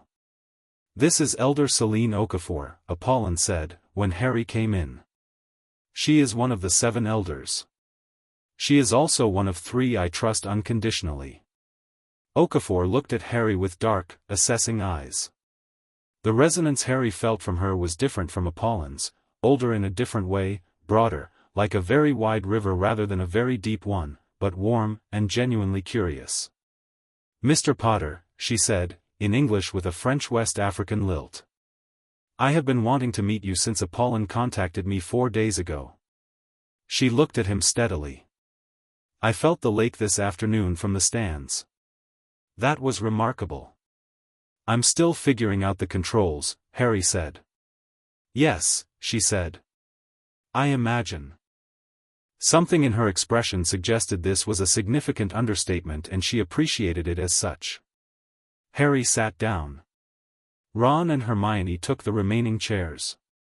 Gabrielle shuffled sideways on the window seat to make space, and Ron, apparently feeling the social pressure of the room, sat beside her with the careful posture of someone trying to make himself small, which given that he was nearly 6 feet tall was ambitious.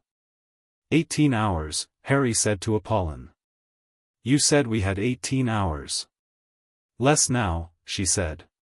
The reason I wanted you here. She reached into the leather satchel at her feet and placed an object on the table. It was a document case, silver chased at the corners, sealed with wax bearing the crescent and flame crest. But it wasn't this that made everyone go still. It was the fact that it was glowing. Not brightly, not dramatically, a soft, steady pulse of silver-white light emanating from the seams, regular as a heartbeat, and the quality of the light was familiar. Harry recognized it immediately, because he'd seen it once before in the blood-darkened water of the heritage ritual bowl, the crest of the House of Lumiere Argentée. That arrived this afternoon, Apolline said. By court-sanctioned magical transport, which bypasses all normal wards. It was addressed to you. She met his eyes. It is the Silver Declaration. What is it? Hermione asked, before Harry could. Marchand cleared his throat. The Silver Declaration, he said, with the measured tone of someone explaining something to an audience of varying backgrounds, is the document at the center of the Succession Compact. It was created at the same time as the Compact itself, 300 years ago, as a living legal instrument. It is not just a record, it is a magical binding. It was written to find the legitimate heir of the royal bloodline and to activate in their presence, displaying the terms of succession and the protections owed. He paused. It has been dormant for 3 centuries. It activated this afternoon, during the second task, when the resonance from the lake was strong enough to reach it wherever Baton Argent's people were keeping it. It found me, Harry said. It found you, Marchand confirmed. Baton Argent sent it here himself? He had no choice, Apolline said, and there was a quiet satisfaction in her voice that was not gloating but was definitely something. The declaration is self-directing once activated. It goes to the heir. His holding it would have been, legally catastrophic for him. Hermione made a sharp, bright sound that was her version of "this is fascinating." Ron looked at her. She composed herself. "Open it," Elder Okafor said to Harry. Harry looked at the glowing case. He reached out, broke the wax seal, it crumbled at his touch, readily, as though it had been waiting for specifically his touch, and opened the case. The document inside was 3 pages, vellum that was genuinely centuries old but showed no sign of age, the writing in that same silver-white ink that shifted in the light. He couldn't read the first page, it was in the old Veela language, the pre-French language that Apolline spoke in the rituals, but the second and third pages were in French and, below each paragraph, in English. He read it. The protections were first, any member of the Veela Court who moved against a confirmed bloodline heir without due process under the compact was automatically stripped of their court standing. The political structure established during the heir's family's absence remained valid but was subordinate to the heir's right of recognition. The heir could not be compelled, coerced, or supernaturally influenced by any court member. The rights were second, the heir was entitled to presentation before the full court, to a seat among the elders if they chose, to access the full record of their bloodline's history. They were entitled to acknowledgement of the suppression that had occurred and formal remedy for it. And at the bottom of the third page, something that wasn't part of the legal text but was clearly part of the document, a line in the old language that Apolline went very still reading, her face doing something that was the emotional equivalent of a hand pressed over a wound. "What does that say?" Harry asked. Apolline looked up. "It is a personal message," she said. "From Aurelius. Written into the document at the time of its creation, to be read by whoever finally held it." She paused. He knew it might be a long time. He wrote to his heir anyway. "What does it say?" Harry asked again, quieter. Apolline translated, her voice careful and steady, "To whoever holds this and carries my blood, I am sorry for the length of your waiting, and for the silence in which you have had to live. The inheritance was sealed to keep you safe in a dangerous time. I intended to unseal it myself. I did not have the opportunity. But the blood knows what it is, and you will know, and when you know, stand. Do not diminish yourself for anyone's comfort. The court was built on our family's foundation. You owe it nothing but honesty. It owes you everything else. Come home. The room was very quiet. Harry looked at the document in his hands, 300 years old, silver-lit, warm to the touch in a way that had nothing to do with temperature, and felt something move through him that was bigger than he had language for. Not sentimentality. Not the sudden collapse of something long held. More like confirmation. The kind that doesn't surprise you because somewhere very deep you already knew, and the knowing was just now being allowed to reach the surface. Come home. He hadn't had one of those in a long time. All right, he said, for the third time since this had all begun, and this time it meant something different. Not I'll walk into this. Not I'll deal with it. Something more like I understand. Gabrielle, from the window seat, made a small approving sound. The delegation arrived the next morning. Harry heard them before he saw them, not through his inheritance, just through the ordinary mechanism of Hogwarts gossip, which traveled faster than Owl Post and had fewer accuracy concerns.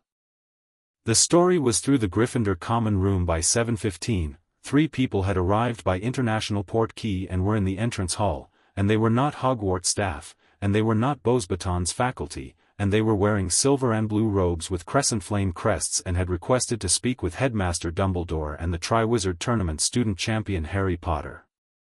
Harry had his breakfast quickly and went down. The entrance hall had done the thing that impressive spaces sometimes do when confronted with impressive people. It had gotten quieter. Students were clustering in doorways and on the staircase landings, not blocking the hall but watching with the careful attention of people trying to look like they weren't watching. Professor McGonagall was standing with a collection of studied neutrality she usually reserved for extremely delicate situations. Filch lurked near a pillar looking professionally suspicious. The 3 court delegates stood in the center of the hall with the stillness of people who had attended enough formal occasions to stop being affected by the quality of the room around them. 2 of them were functionaries Harry didn't know, middle-aged, precise, carrying document cases. The third was not. The third was Severin Batten-Argent. Harry had been told enough about him to have an idea. The idea was correct in outline and surprising in detail. Batten-Argent was tall, nearly as tall as Dumbledore, and lean, with silver-streaked dark hair worn back and a face that had been constructed, apparently by genetic accident, in the image of dignified authority, strong features, deep-set eyes the color of dark amber, the particular carriage of someone who had spent decades in rooms where everyone was watching for signs of weakness and had learned to never show any. He was somewhere between 60 and ageless. He radiated the kind of composed power that Harry now recognized as the real thing, not performance. The Veela resonance in him was ancient and genuine and substantial. He was, Harry's inheritance told him immediately and without ambiguity, genuinely powerful. He was also, Harry's inheritance told him with equal clarity, genuinely afraid. Not of Harry specifically, or not only. Afraid the way someone is afraid when they've built an enormous structure and can hear, for the first time, something shifting in the foundation. Dumbledore was there, and Madame Maxime, and Apolline was coming down the stairs behind Harry with Fleur and Elder Okafor, and the hall had exactly the quality of a room in which something that will be talked about later is about to happen. Batten-Argent's eyes found Harry and held. Harry met them. He let his inheritance read the contact the way he was learning to read all contacts, not aggressively, not passively, just openly, collecting information. What he felt was complicated: recognition, calculation, the quick professional reassessment of a very intelligent person updating their threat model in real time. And underneath all of that, the specific sharp note of something personal, a man who had convinced himself he was right for a very long time, faced with evidence that complicated the conviction. "Mr. Potter," Batten-Argent said. His English was perfect, accent barely perceptible. "I am Chancellor Severin Batten-Argent of the Veela Court. I believe you received our summons." "I received it," Harry said. "I also received the Silver Declaration." Something moved in Batten-Argent's expression. Controlled immediately, but real. "So I understand," he said. The declaration's activation was unexpected. "For you," Apolline said, from behind Harry, pleasantly. Baton Argent looked at her with the expression of two people who had been on opposite sides of a very long argument finally standing in the same room. "Apolline," he said. "Severin," she said. Equal flatness, equal composure. An entire history of conflict compressed into a first name. "I have come," Baton Argent said, returning his gaze to Harry, "to discuss the terms of presentation." "The compact requires—" "I've read the compact," Harry said. A pause. "Of course you have." Another pause, briefer. "Then you know the timeline for formal presentation and the conditions under which the claim can be adjudicated." "I know my rights under it," Harry said.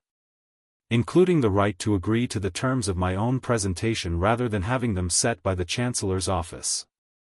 He kept his voice even. He was not performing calm, he actually was calm, which was the strangest part. The inheritance in his chest was steady and clear, and standing in front of this very powerful, very frightened man felt less like confrontation and more like clarity. "The declaration reached me. That's the first formal step. What comes next is mine to initiate." Baton Argent studied him with those dark amber eyes for a long moment. "You have been well advised," he said, and it was ambiguous whether this was a compliment or a concern. "I've had good help," Harry said.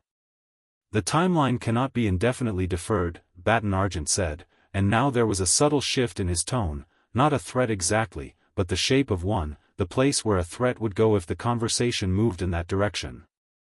"The compact specifies 6 months from activation of the declaration," Marchand said, appearing at Harry's left elbow with the impeccable timing of someone who had been waiting for precisely this sentence.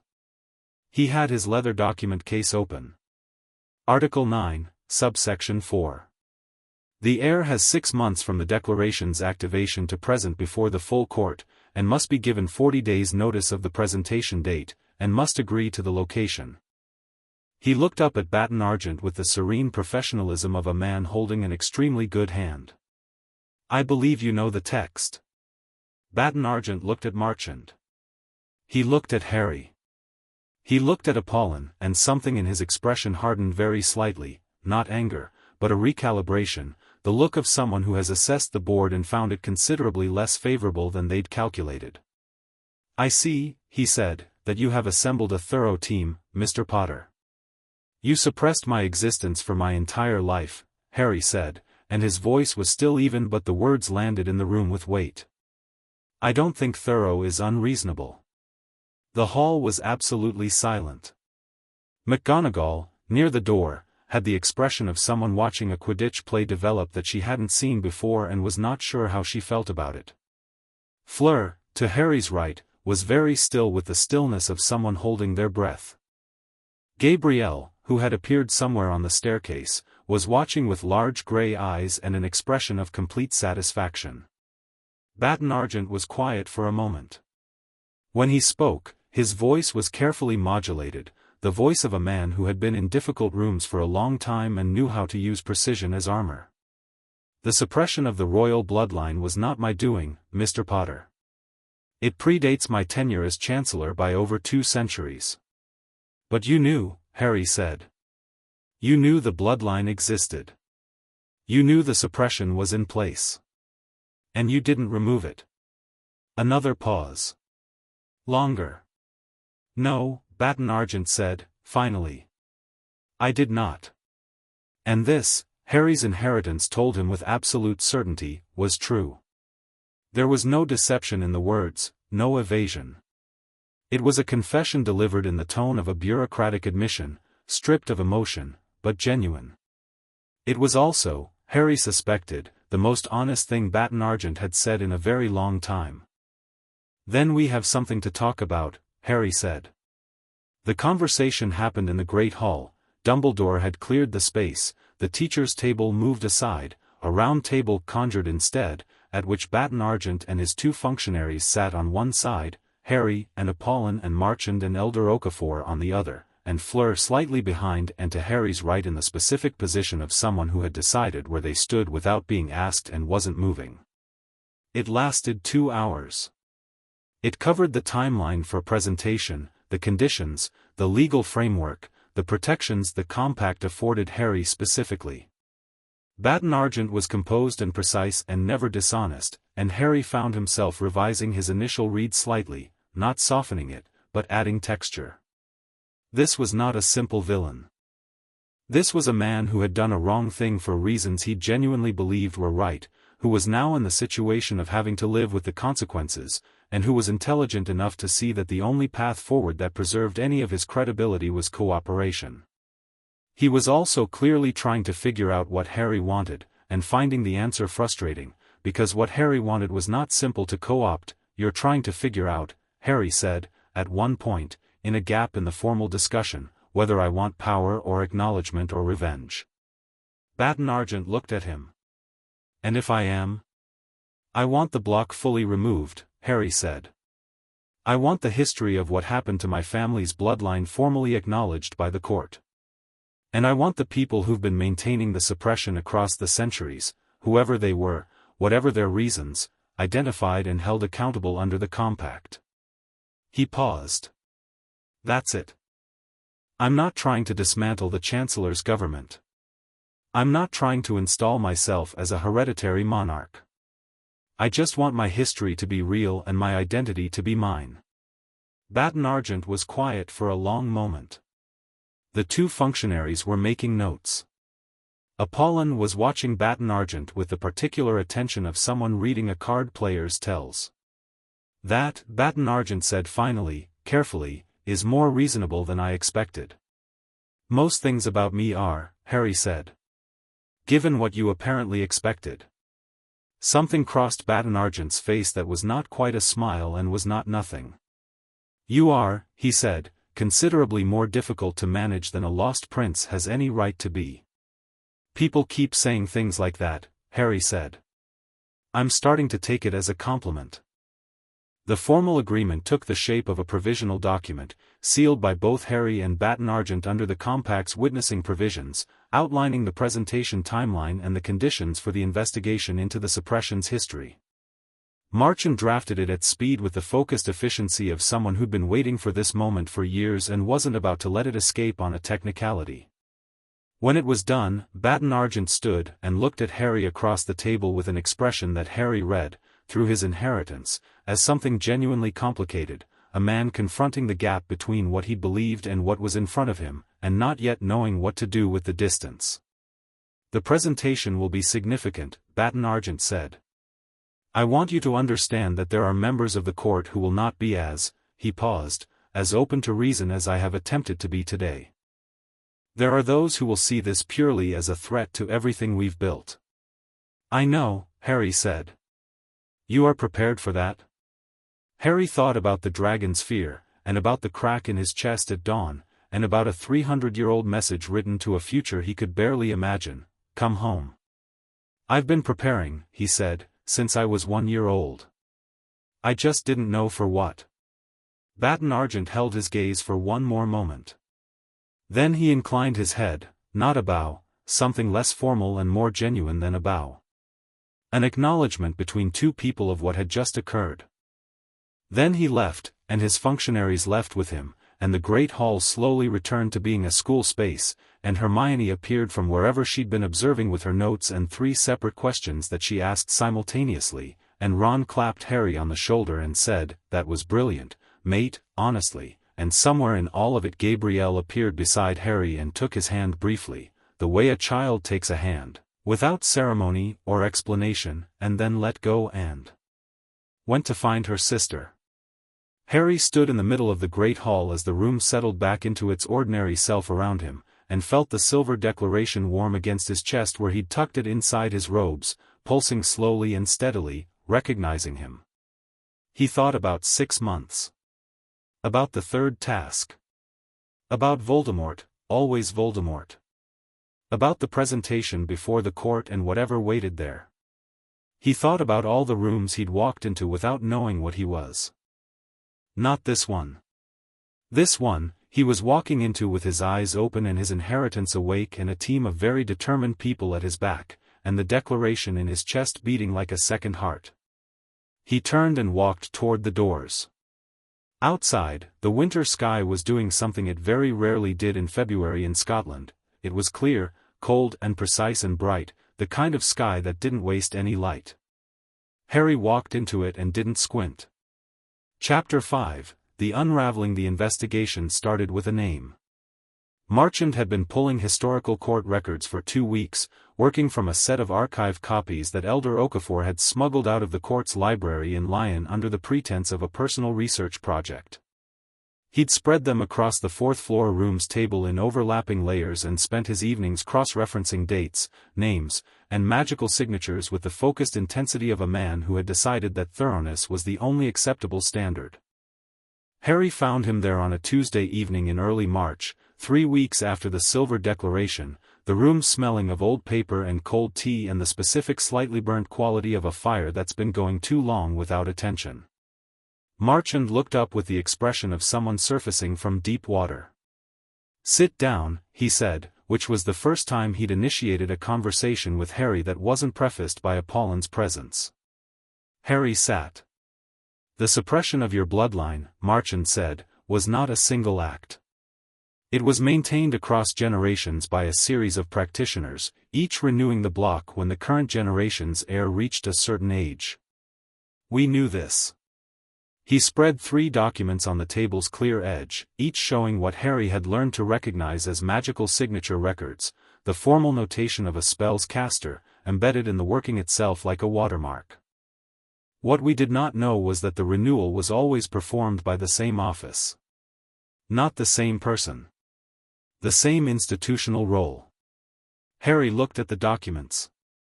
The signatures were different hands, different styles, different centuries, but the magical structure surrounding each one was identical. A formal, institutional structure he'd seen before. "That's a ministry signature," Harry said. "The framing. That's how ministry-authorized magic looks." Marchand looked at him with something approaching respect. "Yes," he said. "Specifically, the British Ministry of Magic's Department of Magical Law Enforcement. Someone within that department has been renewing the suppression of the royal bloodline for," he checked his notes, "at least 240 years. Possibly longer. The records don't go further back with sufficient clarity." Harry was quiet. He thought about Dumbledore saying, "I renewed it once. When you were 15 months old." He thought about the magical layering Apolline had described, the block renewed recently, after his parents' deaths. He thought about Dumbledore saying, "Someone with access to you and significant magical authority." "Dumbledore renewed it once," Harry said. "Before that, the ministry." "Before that," Marchand confirmed. "The most recent ministry renewal we can document was in 1979. 2 years before your parents died." "Who?" Marchand placed one more document on top of the others. Harry looked at the name on it and felt the specific sensation of a piece clicking into place that changed the picture so significantly you had to look at everything around it differently. Bartemius Crouch Sr. Head, Department of Magical Law Enforcement, 1979. He didn't go to Dumbledore immediately. He sat with it overnight, which was a discipline he'd been developing, this deliberate pause between information and action that Apolline had essentially drilled into him over the past month. Know before you move. He lay in his dormitory and turned the information over the way you turn a stone in your hand, examining all its surfaces. Crouch, who was currently sitting at the Triwizard judge's table looking increasingly unwell and whose son was currently, where, exactly? Nobody seemed to know exactly where Barty Crouch Jr. was. Whose name had come up in connection with Voldemort's Death Eaters, who had used Veritaserum on his own son in a trial that had ended in Azkaban, who had driven himself to the edge of something that looked like madness over the past several months by all available evidence. Harry thought about Moody, the real Moody, who was missing, and whoever was walking around in his face right now. He thought about his name coming out of the goblet of fire. He thought about the maze waiting at the end of the tournament, and whatever was waiting at the end of the maze. He thought about Voldemort's plan, and felt, for the first time, the shape of it shift under his newly calibrated perception. Whoever had put him in this tournament hadn't just wanted him dead. They'd wanted him specifically, in a specific place, at a specific time. His blood. Something about his blood. His blood, which was not only the blood of James and Lily Potter. His blood, which was also the blood of the House of Lumiere Argentée, royal line of the Veela Court, old magic running back further than Voldemort's knowledge of him. Old magic that had been sealed away and hidden and maintained in that hidden state by whom? By an office in the Ministry of Magic. By Bartemius Crouch Sr., who had also been systematically dismantling any legal protection a person named Harry Potter might have had for the past decade and a half. He got up at 5 in the morning and went to Apolline. She was awake. She was always awake at 5 in the morning, which Harry had stopped finding remarkable and started finding simply characteristic. Apolline Delacour did not appear to require the normal quantities of sleep, functioning instead on something that was either discipline or age or possibly just sheer force of will. She was at the window of the guest suite Madame Maxime had assigned her, drinking something dark and herbal that smelled like the forest, and she turned when Harry knocked and waved him in before he'd finished knocking. He told her about Marchand's discovery. She listened without interrupting, her hand still around her cup, her expression doing the thing it did when she was thinking very fast and showing none of it. When he finished she was quiet for 30 seconds. "Crouch," she said. "The son is somewhere in this castle. That's what I think. And he has been, what? Acting on his father's behalf? On Voldemort's? I don't know who's been acting on whose behalf," Harry said. But Crouch Sr. renewed the suppression in 1979, which means 2 years before my parents died he was actively working to keep my inheritance blocked. And someone, whoever put my name in the goblet, wants my blood. Specifically. Apolline set down her cup with a care that indicated she was managing something forcefully. "The old magic in your bloodline," she said. "The Veela royal inheritance. If someone with the knowledge of dark magic wanted to use the blood of the heir of the House of Lumiere Argentée in a ritual, how powerful would that be?" She met his eyes. "Considerably more powerful than the blood of a wizard," she said. "The royal Veela bloodline carries old magic of a specific type, foundational magic, the kind that predates most formal magical traditions. In a resurrection ritual, for example," she stopped. "It would be transformative. The strength of what it could anchor would be significantly greater than ordinary wizarding blood." Harry thought about Trelawney's prophecy, which he'd had summarized to him by Dumbledore at the end of last year with Dumbledore's careful, curated emphasis on the parts that suited his narrative. The one with the power to vanquish the Dark Lord. He thought about the word power and what it actually meant when the person in question turned out to have an inheritance that was older and stranger and considerably more significant than anyone had bothered to tell him. "He doesn't know," Harry said. "Voldemort. He thinks he wants the blood of the boy who lived. He doesn't know what he'd actually be getting." Apolline's expression went very still. "No," she said. "He doesn't." Then, after a pause that had the quality of someone doing very rapid, very important calculation, "that may be the most significant piece of information we have." "Or the most dangerous," Harry said. "Both," she said. "Both, equally." The betrayal, when it came from a direction Harry hadn't been watching. It was Fleur who found it. She came to him in the corridor outside Transfiguration on a Wednesday morning, and the fact that she'd come there, sought him out in his school day, in the middle of a crowd of students, with none of Apolline's controlled staging, told him before she said a word that something had broken. She steered him sideways into an alcove with the efficient directness she applied when she decided that subtlety was a luxury the moment couldn't afford, and said, low and precise, "Someone has been sending information about the sessions. About what we discussed in the 4th floor room. 3 separate disclosures, the first session results, Marchand's preliminary findings, and the terms of the provisional agreement with Baton Argent. all of it reaching the court within hours of happening. Harry looked at her. Who has access to all three? That is the question. Her jaw was tight. Not anger, anger in Fleur looked different, sharper and more outward. This was something more controlled, the tension of someone managing something painful. Grandmere's inner circle for the sessions. Marchand is above suspicion, this is his career, his integrity, his 30 years. Okafor I trust absolutely. A pause. Which leaves people from this castle. Snape, Harry said immediately. I thought so too, Fleur said. But he wasn't present for the provisional agreement. He doesn't know those terms. Harry went through the list. Hermione, Ron, impossible, obviously, not even worth the thought. McGonagall, who knew more than she'd shown but wasn't in the room. Dumbledore, who had his own complicated relationship with this whole situation but who, Harry's inheritance told him, was not actively working against it, not anymore. The Beauxbatons contingent, Madame Maxime, he said. Fleur's expression did the thing it did when she'd already reached a conclusion and was watching someone else arrive at it. She has connections to Baton Argent that predate her role as headmistress, she said. Old alliances. I have never been certain how deep they run. A pause. Grandmere trusted her with the guest suite arrangement. Nothing more sensitive than that. But she has access to this corridor, this part of the castle. Can you confirm it? I am working on confirming it, Fleur said, and the precision in her voice had an edge now, something harder under it. In the meantime, she met his eyes directly, we need to move the sessions.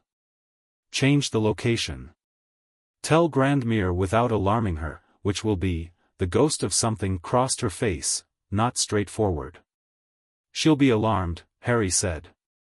She will be furious, Fleur said, which was different and worse. She considers Maxime an ally. She has for 20 years. Harry looked at her, really looked, through the amplified clarity of his senses, and felt what was running under her composure, not just the political concern, not just the strategic problem, but the specific grief of betrayal close to home. Someone Apolline trusted.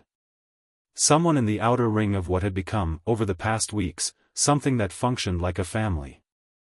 I'm sorry, he said. I know this isn't just strategic. She looked slightly startled. Then, no, she said. It isn't. A pause, very brief. But it is also that. She straightened. Tonight. I'll speak with Grandmere. Can you bring Hermione? Her research on the Compact's investigation provisions may be relevant. Always, Harry said, which made something shift in Fleur's expression that was almost, briefly, a smile. The conversation with Apolline happened in Fleur and Gabrielle's shared guest room rather than the fourth-floor room, which was now potentially compromised, and Apolline received the news with the exact quality Fleur had predicted, not alarm, but a cold, focused fury that was far more frightening than alarm because it was entirely controlled. She sat very still for approximately 4 seconds after Fleur finished speaking. Then she said, in French, something that Harry's inheritance translated as not words exactly but as the specific emotional register of someone putting a thing they loved in a box and closing the lid. Then she switched to English, which Harry had come to understand was what she did when she wanted to be absolutely unambiguous. How certain are you? She asked Fleur. Certain enough to act on it, Fleur said. Not certain enough to take to the Compact's tribunal. Not yet. Apolline looked at Harry. What is your instinct? That it's real, Harry said. And that whoever Maxime is reporting to, it's less about Baton Argent and more about whoever is directing things from above him. He paused. Crouch is dying. Something is in this castle wearing Moody's face. Voldemort is waiting at the end of whatever the third task leads to, and he wants my blood for something specific. Maxime reporting to the court feels like the smallest of the moving pieces.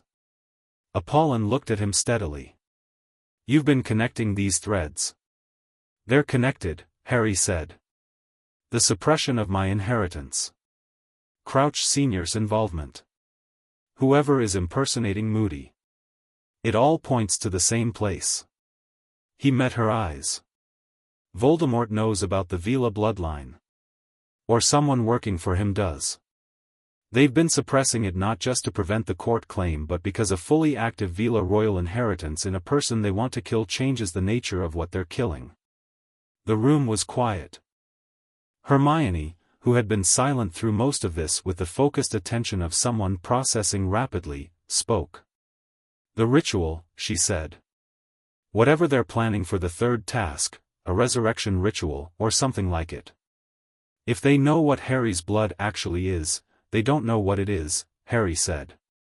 They know I have a blocked inheritance. Whoever renewed the block for Crouch, whoever kept it in place, they kept it in place because they needed the blood to read as ordinary wizard blood. Not Veela royal blood. Not old magic. He looked at Apolline. Which means the plan they've made is built on an incomplete understanding of what I am. Apolline had gone very still with the stillness of someone whose mind was moving very fast indeed. Aurelius wrote old magic into the royal bloodline, she said slowly. Magic that predated most dark ritual frameworks. If Voldemort attempts to use the blood of the heir of the House of Lumiere Argentée in a resurrection ritual designed for ordinary blood, what happens? Harry asked. She looked at him with those pale ancient eyes and said, carefully, I don't know precisely. But old magic resists being consumed. It redirects. It answers to the line, not the ritual. A pause. It is possible that a ritual which should anchor Voldemort might instead call something else. What something else?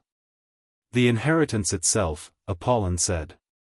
The full weight of the royal bloodline's old magic, uncontained.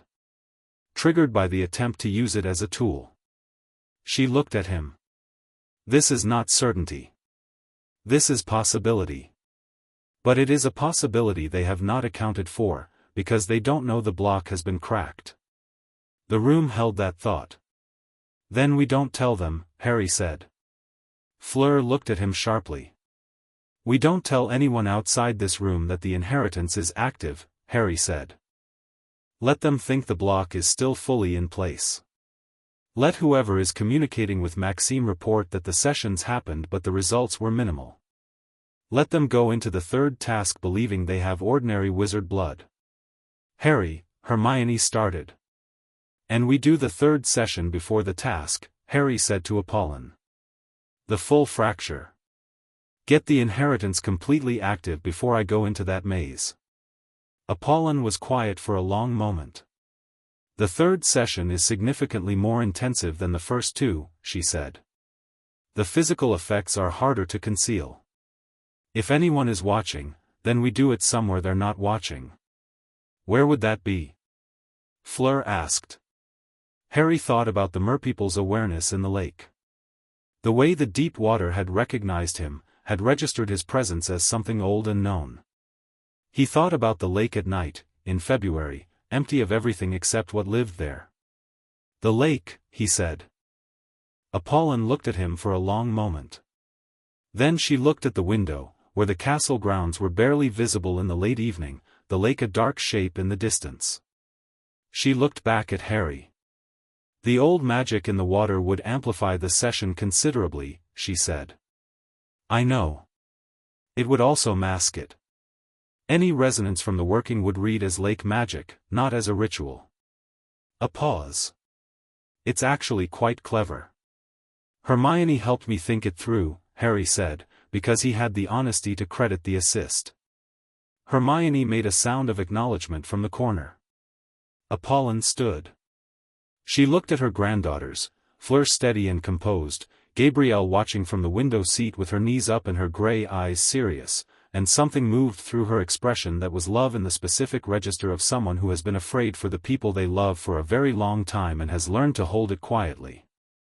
Saturday night, she said. After midnight. The 3 days between that conversation and Saturday carried their own particular weight.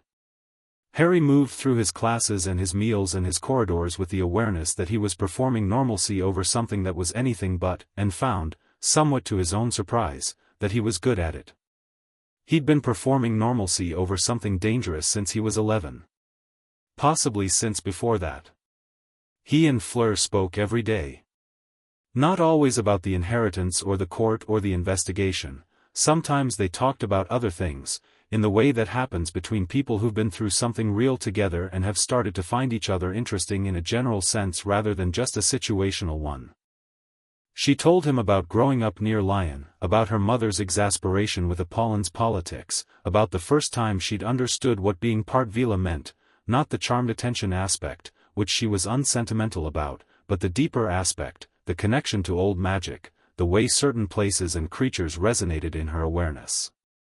Harry told her about flying. About the first time he'd been on a broom, age 11, not knowing what he was doing but feeling the air underneath him and knowing, just knowing, with the same wordless certainty that the inheritance was now teaching him was a real form of knowledge, that this was right, this was his, this was the first thing that had ever been unambiguously his. You knew before you knew, Fleur said. Yeah, Harry said. I think that's been the whole story, hasn't it? Knowing before knowing. She was quiet for a moment. The inheritance, she said. Before the sessions. Did you feel it? Before Apolline found you? He thought about the heightened moments. The inexplicable perceptions. The occasional overwhelming awareness of what someone else was feeling, which he'd attributed to empathy or observation or paranoia depending on the day. Yes, he said. I just thought I was, odd. Or broken. Or that something wasn't quite right with me. Nothing was wrong with you, Fleur said, with a sharpness that had nothing to do with him, directed somewhere else, at something she was angry on his behalf about. I know that now, he said. She looked at him sideways. You are remarkably undamaged, she said, for someone who spent 14 years being told they were less than they were. Hermione and Ron helped, he said. Quite a lot, actually. Something in Fleur's expression softened without losing its precision. Yes, she said. I imagine they did. Gabrielle found Harry alone on Friday, the day before the third session, in the library during a free period.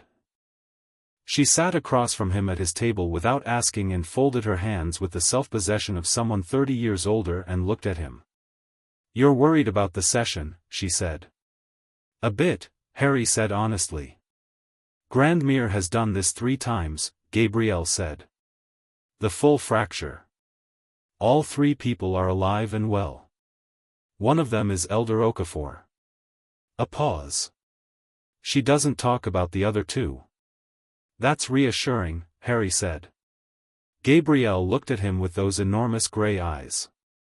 Harry, she said, and it was the first time she'd used his first name, which he realized with slight surprise had not happened before. She'd always said Mr. Potter with the careful formality of a younger child addressing an older one they respected. What are you afraid of? Not the session. What are you actually afraid of? He looked at her.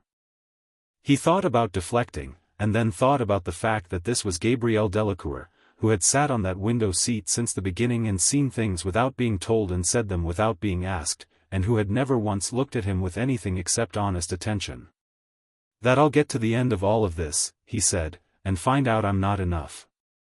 That the inheritance will be active and the court will be real and I'll walk into the third task with everything awake and I'll still, he stopped. Still what? Still lose, he said. Still end up exactly where everyone's been arranging for me to end up since I was born. Dead and useful. Gabrielle was quiet. She looked at him with the steady, patient quality that was entirely her own, not her grandmother's composed authority, not Fleur's sharp precision. Something more simply present. You survived the first task, she said. Not by being invulnerable. By understanding something. You understood the dragon. Yes. Then understand what's coming, she said. Not fight it, not outrun it. Understand it. She tilted her head slightly. You're not alone in this anymore. You have Grandmere. You have Fleur. You have me. A pause. And you have something in your blood that has been waiting 300 years to be itself. She held his gaze. That's not nothing, Harry. No, he said. It's really not. She unfolded her hands, stood up, and patted his arm once with the matter-of-fact comfort of someone who had determined that the conversation had accomplished its purpose and further elaboration would be redundant. Then she walked away, and Harry sat in the library and felt the silver declaration warm against his chest and felt, underneath that, the inheritance, not fully awake yet, not completely, but present and real in his, breathing steadily in the dark, waiting for Saturday.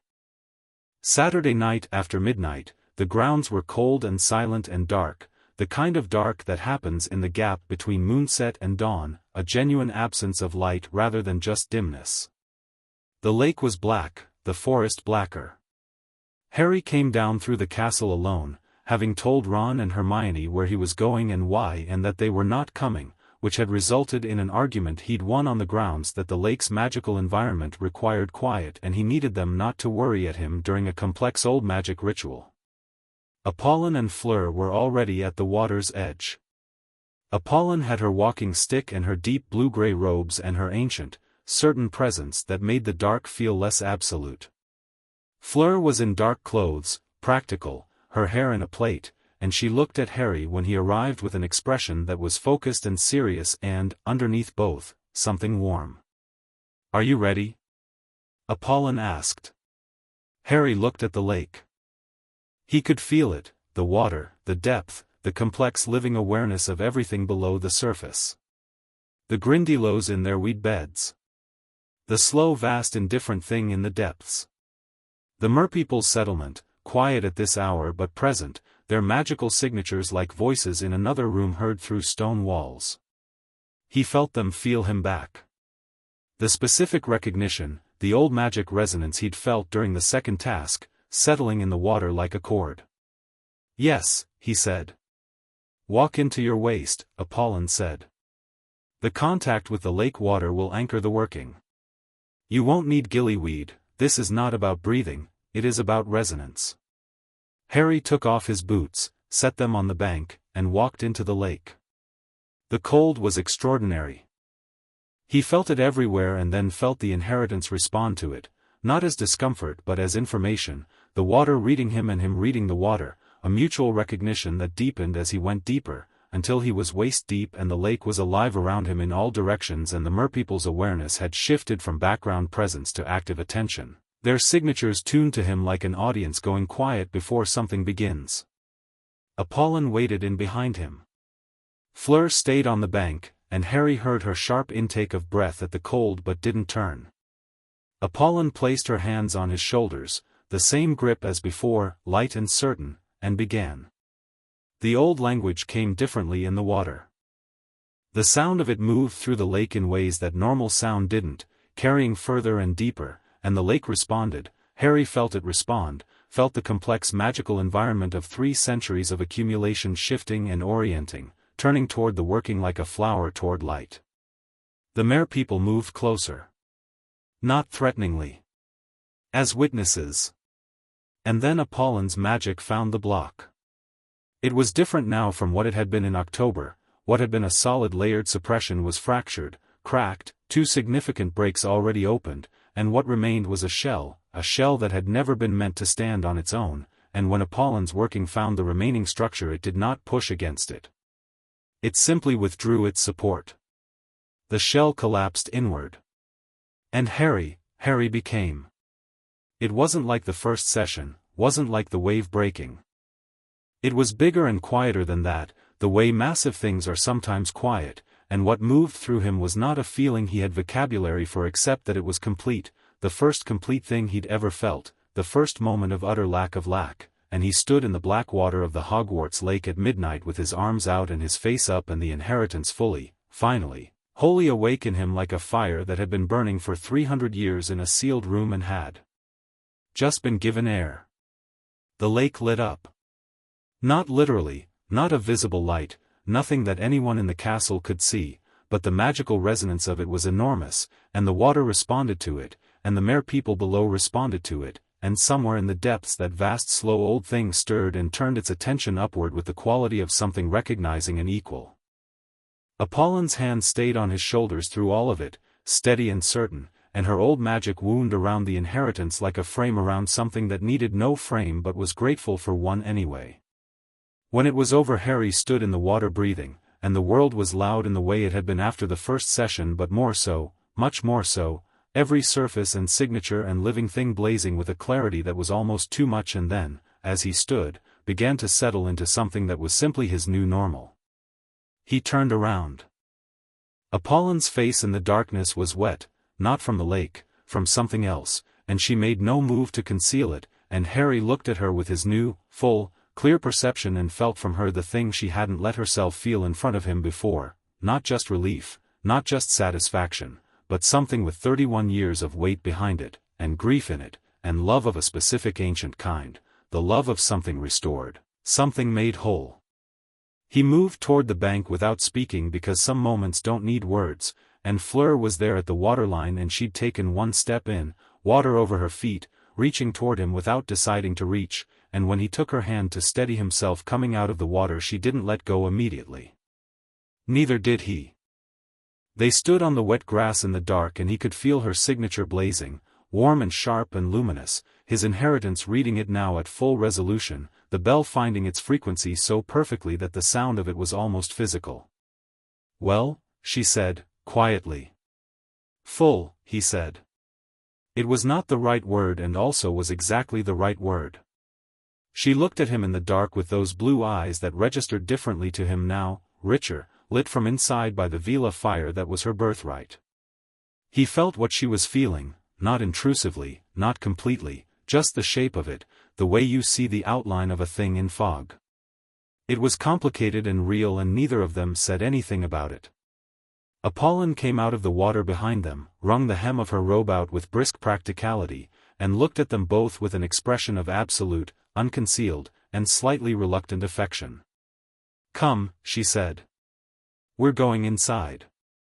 Marchand has findings we need to discuss and we need to move before morning." What Marchand had found was worse than Crouch. He'd been up, had Marchand, clearly all night, and he looked like it, his careful professional composure slightly dented, his dark hair untidy, his document case open and spreading papers across the entire table.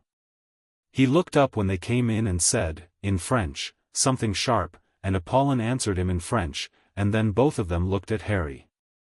"Tell him," Apolline said. "The renewal signatures in the ministry records," Marchand said. "I traced them back as far as the archive copies allowed. 240 years of documented renewals. Crouch Sr. was the last official one. But before Crouch, before the ministry itself held this function, the renewal came from somewhere else." Harry sat down. "There was a wizard," Marchand said, "in the 1600s. He was not British. He was a scholar of old magic, based in Britain for a significant portion of his life. His name appears in the earliest renewal signature we have, which dates to 1697. He placed the document on the table. He later became well known in other contexts. He is famous, in fact, for a very specific achievement that is taught in wizarding schools across Europe." Harry looked at the name. "Nicholas Flamel." "Flamel," Harry said. "He's the one who, he created the Philosopher's Stone. Dumbledore kept it at Hogwarts last year. Flamel's supposed to be, he was alive until very recently." "He was alive until 8 months ago," Marchand confirmed. "And in 1697, he performed the first documented renewal of the suppression on the Potter bloodline. We don't know why. We don't know the connection. But he started it.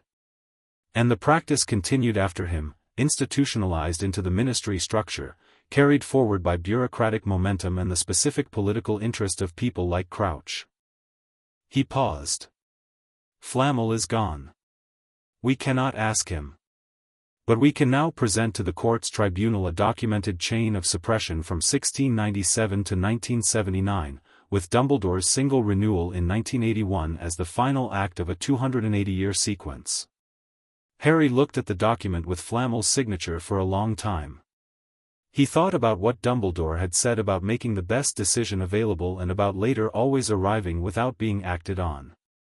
He thought about Nicholas Flamel, who had lived for over 600 years, and wondered what he'd known and what he'd been trying to protect and whether it mattered, at this point, that the intention might have been good.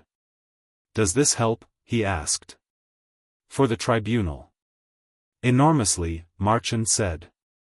"The tribunal under the compact requires documented evidence of suppression to grant remedy. This," he gestured at the spread of papers, "is documented evidence on a scale I didn't dare hope for 2 weeks ago." Harry nodded slowly. He thought about the third task. About 10 days until the maze. About Voldemort waiting, and whoever was wearing Moody's face waiting, and whatever had been arranged at the end of the tournament waiting. He thought about what Apolline had said, "Old magic resists being consumed. It redirects. It answers to the line." "The inheritance is fully active now," he said to Apolline. "Yes. So whatever they're planning with my blood, they don't know what they're actually getting." "No," she said. "Good," Harry said, and felt the inheritance in his chest, awake and full and 300 years deep, and something in him that had been tightened for as long as he could remember quietly, finally, released. He looked around the room, Apolline with her ancient steady certainty, Marchand with his leather case and his 30 years of careful work, Fleur with her sharp precision and that warm undercurrent she didn't announce, Gabrielle asleep on the window seat with her head on her folded arms, having waited up for the session and lost the battle with sleep somewhere around 2 in the morning. He thought, this is what it feels like to not be alone in it. He hadn't known it felt like this. "All right," he said, for what he privately counted as the 5th time in this whole improbable chapter of his life, and each time it had meant something slightly different, and this time it meant, "I'm ready." Outside, the night was beginning to lighten at its far edges. Somewhere across the grounds, the lake lay still and dark and deep, carrying in its water the echo of something old made new, and the mere people below turned in their long slow currents and felt it settle, and recognized it, and were content. Chapter 6, The Prince Stands. The maze grew on the Quidditch pitch over the course of 3 days, and Harry watched it from his window each morning the way you watch a storm building on the horizon, knowing it's coming, tracking its shape, not pretending it isn't there. The hedges went up in sections, each one taller than the last, until by Thursday the pitch had been entirely consumed and what stood in its place was a dense green wall 30 feet high that smelled, from a distance, like cut grass and something older and earthier underneath. The enchantments on it were visible to Harry now in a way they wouldn't have been 2 weeks ago, layers of magic wound through the hedges like thread through fabric, complex and interlocking, and what he could feel of their intention was not just obstacle but actively hostile. This was not a puzzle. This was a trap dressed as a puzzle. He spent the 2 days before the task doing something that looked, from the outside, like ordinary preparation, reviewing his spells with Hermione, practicing shield charms with Ron, eating actual meals, and was, in parallel, something entirely different. He was sitting with his inheritance the way you sit with something new that needs to become familiar before you trust it completely. Getting to know the full shape of it. Learning where it was strongest, what it amplified, what it revealed. He could feel people now with a specificity that was sometimes overwhelming and always informative. Neville's quiet persistent anxiety, warm underneath with a stubbornness that most people missed. Ron's loyalty, which ran bone deep and expressed itself in protectiveness he was sometimes too proud to name directly. Hermione's intellectual ferocity, which was love in the specific language of someone who fixes things. He felt all of this and held it and did not make the mistake of confusing feeling it for taking it for granted. He felt Fleur across the dining hall and in corridors and at a distance that surprised him with its range, her signature specific as a voice now, warm and sharp and, something else, something that had been developing over the past weeks that he had been honest with himself about when alone and scrupulously not dramatic about in her presence, Because Fleur Delacour was not a person you were dramatic at, and she did not deserve to have her life complicated by his feelings in the middle of an actual crisis. She found him the evening before the task, alone on the 7th-floor corridor near the tapestry of Barnabas the Barmy, which was a location they'd fallen into the habit of using because it was reliably empty and the tapestry itself was entertaining enough to look at when conversations needed breathing room. She sat beside him on the windowsill without ceremony and looked out at the grounds, where the maze stood dark and enormous in the early summer evening. "How are you?" she asked. "Honestly?" "Obviously." "Ready," he said. "Which is strange. I've never gone into something dangerous feeling actually ready." "You were ready for the lake," she said. "I was ready for the dragon," he said. "That was the first time. I think the inheritance, it changes what ready feels like. Less like I've prepared enough and more like he stopped, searching for it. Like I'm the right person for this. For the first time." Fleur was quiet. She was looking at the maze with an expression he could read clearly now, concern, and resolve, and underneath both of those something that she was containing with the careful discipline she applied to anything she felt strongly. "I should be in there with you," she said. "You're still competing," he said. "I know." A pause. "I don't like it." "No." She turned to look at him directly, and he met her eyes, and the inheritance sang its low warm note between them that neither of them commented on or dismissed. "After this is over," she said, "I mean all of it, the task, the court presentation, whatever Voldemort has planned," she stopped. Started again. "I live in Lyon. I have to go back after the school year. Grandmere has the court tribunal to manage. Things will," she made a small, precise gesture that covered everything she wasn't finishing the sentence about. "I know," Harry said. "That's all you're going to say? What would you like me to say?" She looked at him with the look that was partly exasperation and partly something that made his inheritance resonate with the specific frequency of this matters. "Something that isn't 14 words or less," she said. He thought about the lake at midnight and her hand in his on the wet grass. He thought about the conversation about flying and the conversation about knowing before knowing. He thought about the way she'd come to the sessions and stood against the wall with her arms crossed, not because she was required to but because she'd decided this was where she was, and she was not the kind of person who decided things like that lightly. "I think," he said carefully, "that Lyon is not that far. And I think after this year I'm going to be considerably less busy with people actively trying to kill me, which opens up a significant amount of schedule." He paused. "And I think you're the most honest person I've met in 4 years of knowing a lot of people, and I've found that surprisingly difficult to stop thinking about." Fleur looked at him for a moment. "Surprisingly," she repeated. "I wasn't expecting it," he said honestly. "You were quite intimidating." "I am quite intimidating." "You are," he agreed. "It stopped being the main thing I noticed." She was quiet. Something moved through her expression that was real and unguarded in the way she rarely allowed things to be, and he felt it through his inheritance, warm and complicated and cautious in the way that people are cautious with things they want and are not sure they should want. "After," she said finally. Not a question and not a promise but something exactly between them. "After," he agreed. She stood, and looked at the maze one more time, and said, "Don't die in there." "I'll do my best," he said. "Harry." She turned back. Her voice was even and direct and carrying everything she'd decided to put in it. "I mean it." "I know," he said. "I will. Come back from this."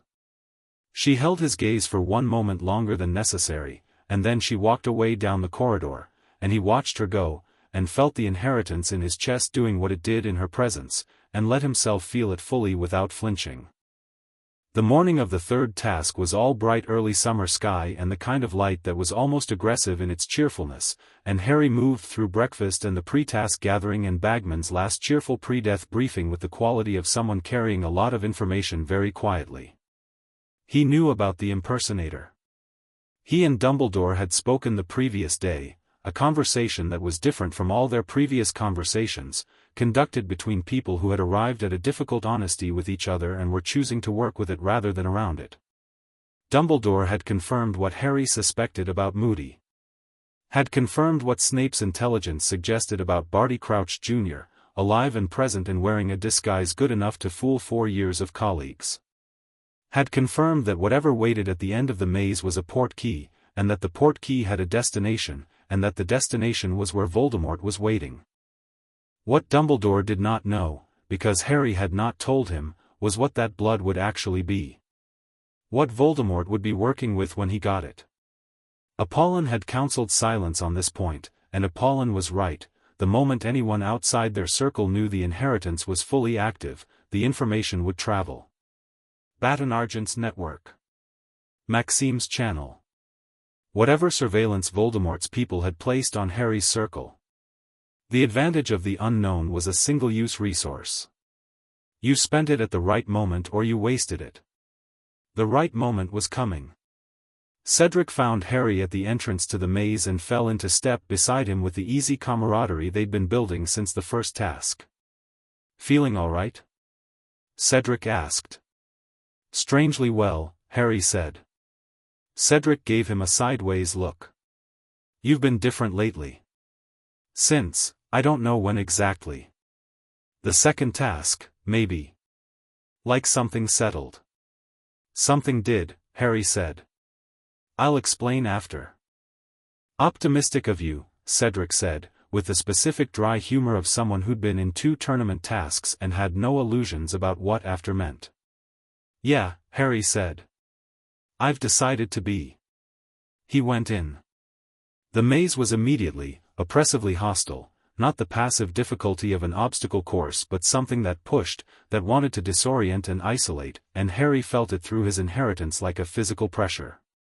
The enchantments on the hedges were designed to confuse directional sense, to make left feel like right and straight feel like turning, and they worked on the ordinary part of his awareness.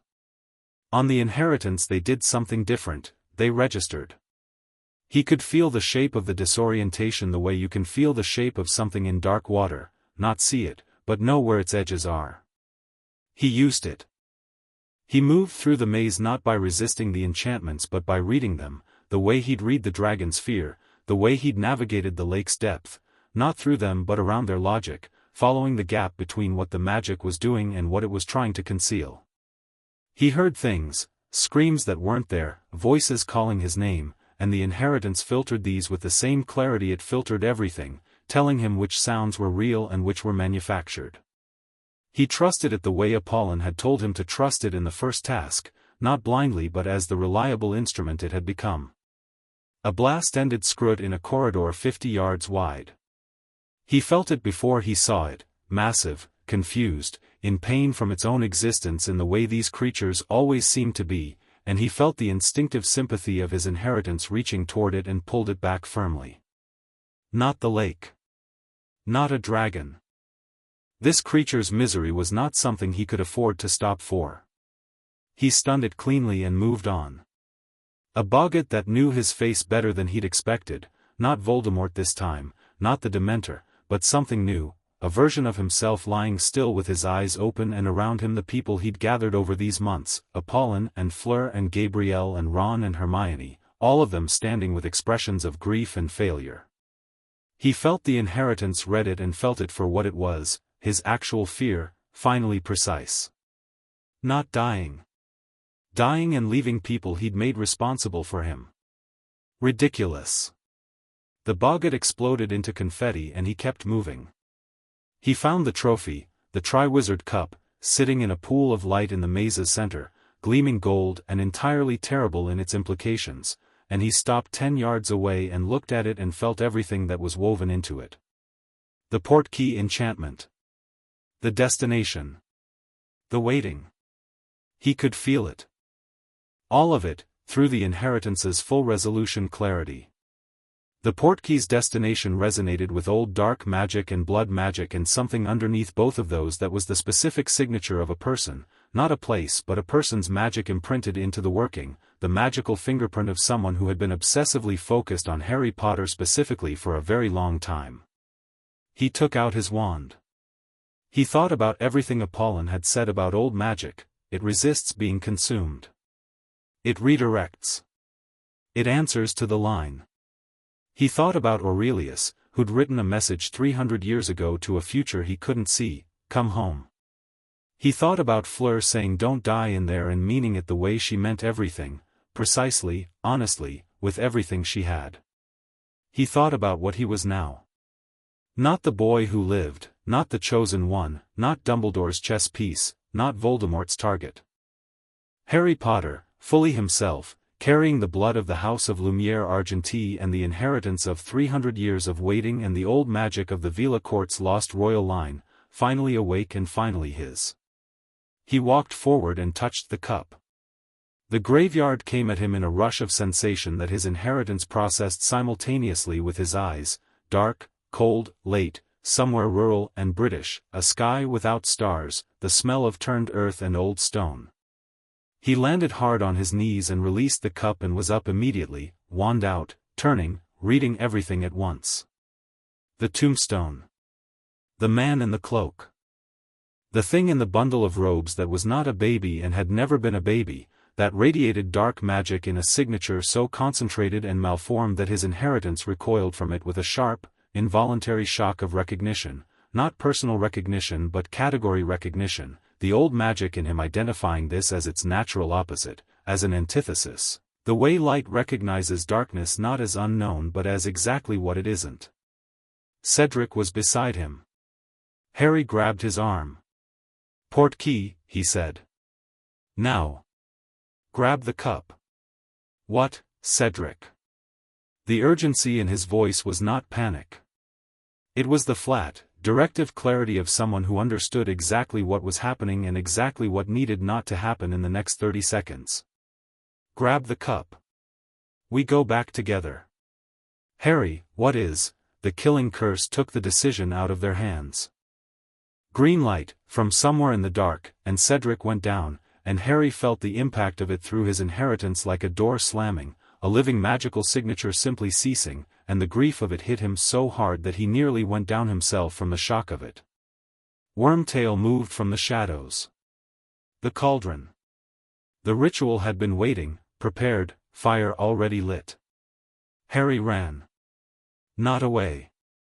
Toward the tombstone, putting stone between himself and Wormtail, and he thought fast and completely and clearly in the way that the inheritance had been teaching him to think, not just tactics, not just spells, but the full picture. He thought about what Apolline had said: old magic resists being consumed. He thought about what he was about to have done to him and what would happen when the ritual met the blood it was expecting and found something else entirely. He thought, let it. Wormtail's silver hand found him before he could move again, and the knife, and the blood, and Harry felt the inheritance flare in response, not a defense mechanism, not a spell, but the old magic itself reacting to the attempt to use it as a tool, rising in him like water rising in a locked room, with absolutely nowhere else to go. The cauldron erupted. Not with Voldemort's resurrection. Something was happening in the cauldron, something was happening wrong, in the precise way that Apolline had described as possible, the ritual framework meeting blood it was not designed for, old magic refusing the container being built for it, redirecting, answering to the line. The eruption threw Wormtail backward. The cauldron's contents, whatever they were, whatever dark amalgamation of potion and sacrifice and intention, went not down into the reforming shape of a body but upward and outward, and the old magic in Harry's blood went with it, and what followed was not an explosion of destruction but something that his inheritance experienced as almost musical, the uncontrolled release of 300 years of bottled royal Veela magic into open air, answering nobody's intention, serving no ritual. Simply being. The graveyard went very bright. The thing in the bundle of robes, Voldemort reduced to his minimum, his most essential, his most desperate, screamed with a sound that Harry felt through every layer of his awareness as something being fundamentally rejected. Not destroyed. Rejected. The old magic in Harry's blood was not a weapon. It was not a killing force. It was a foundational force, and what it did to Voldemort's ritual was not murder but reversal, the blood magic collapsing back on the blood that had anchored it wrong, the dark ritual framework shattering because the key element had refused to be a key. Voldemort was not dead. Harry knew that with absolute clarity. He was diminished, reduced further, sent back to the formlessness he'd been existing in for 13 years, but he was not gone. He would reform. He would return.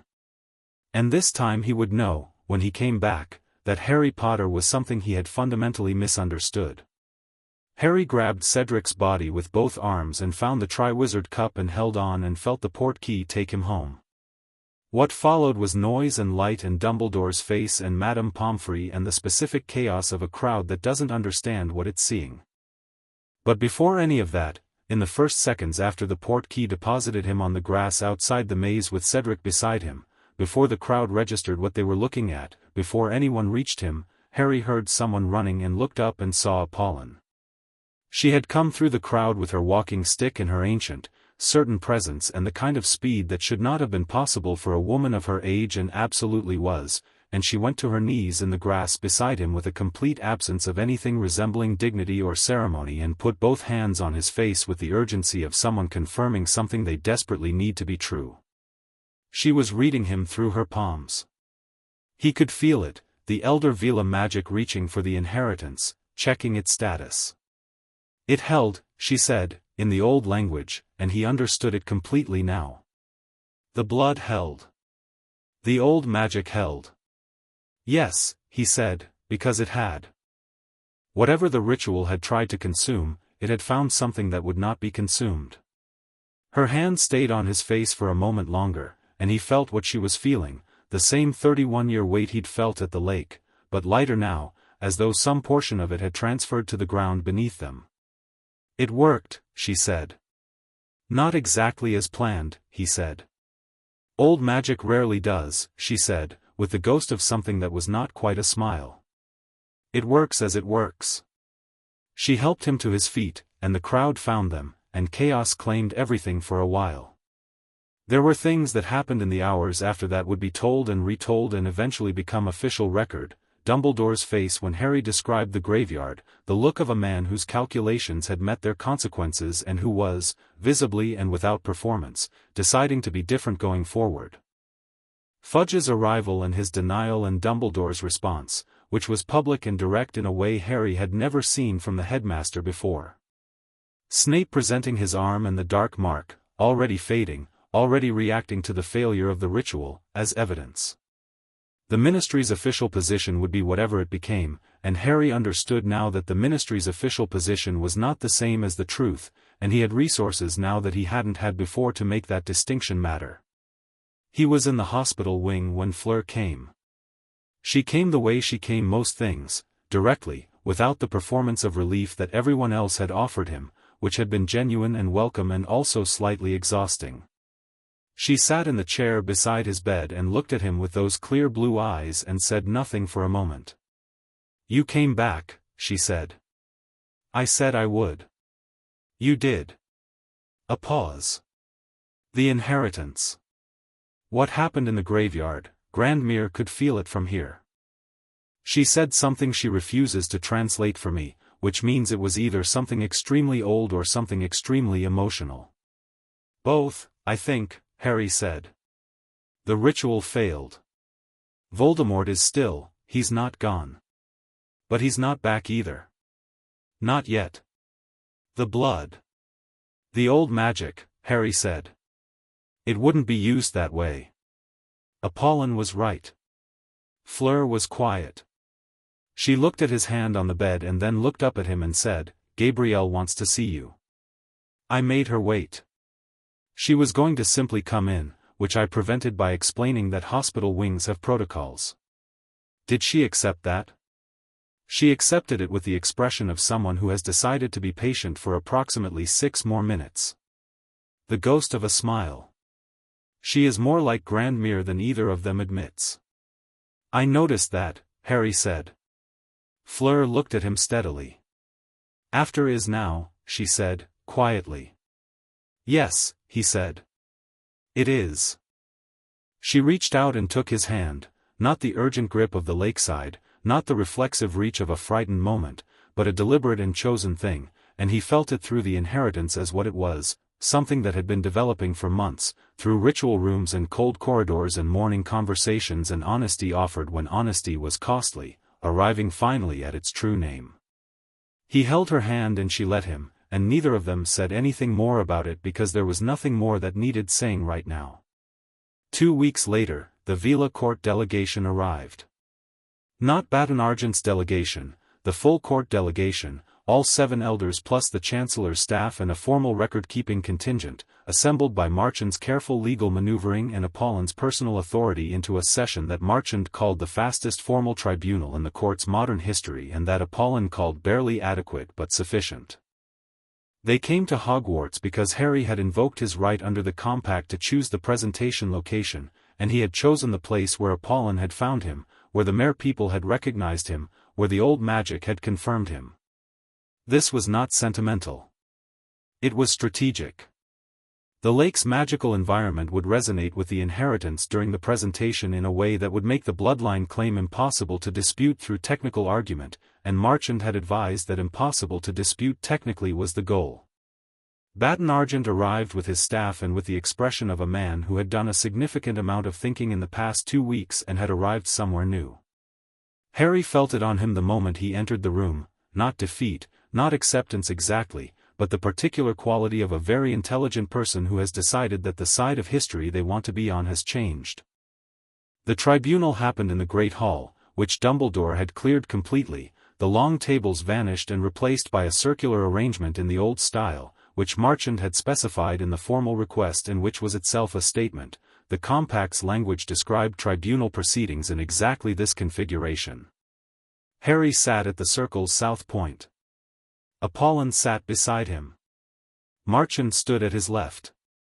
Fleur and Gabrielle were in the observer section, which was not a formal role and which Apolline had secured through sheer categorical refusal to discuss their absence.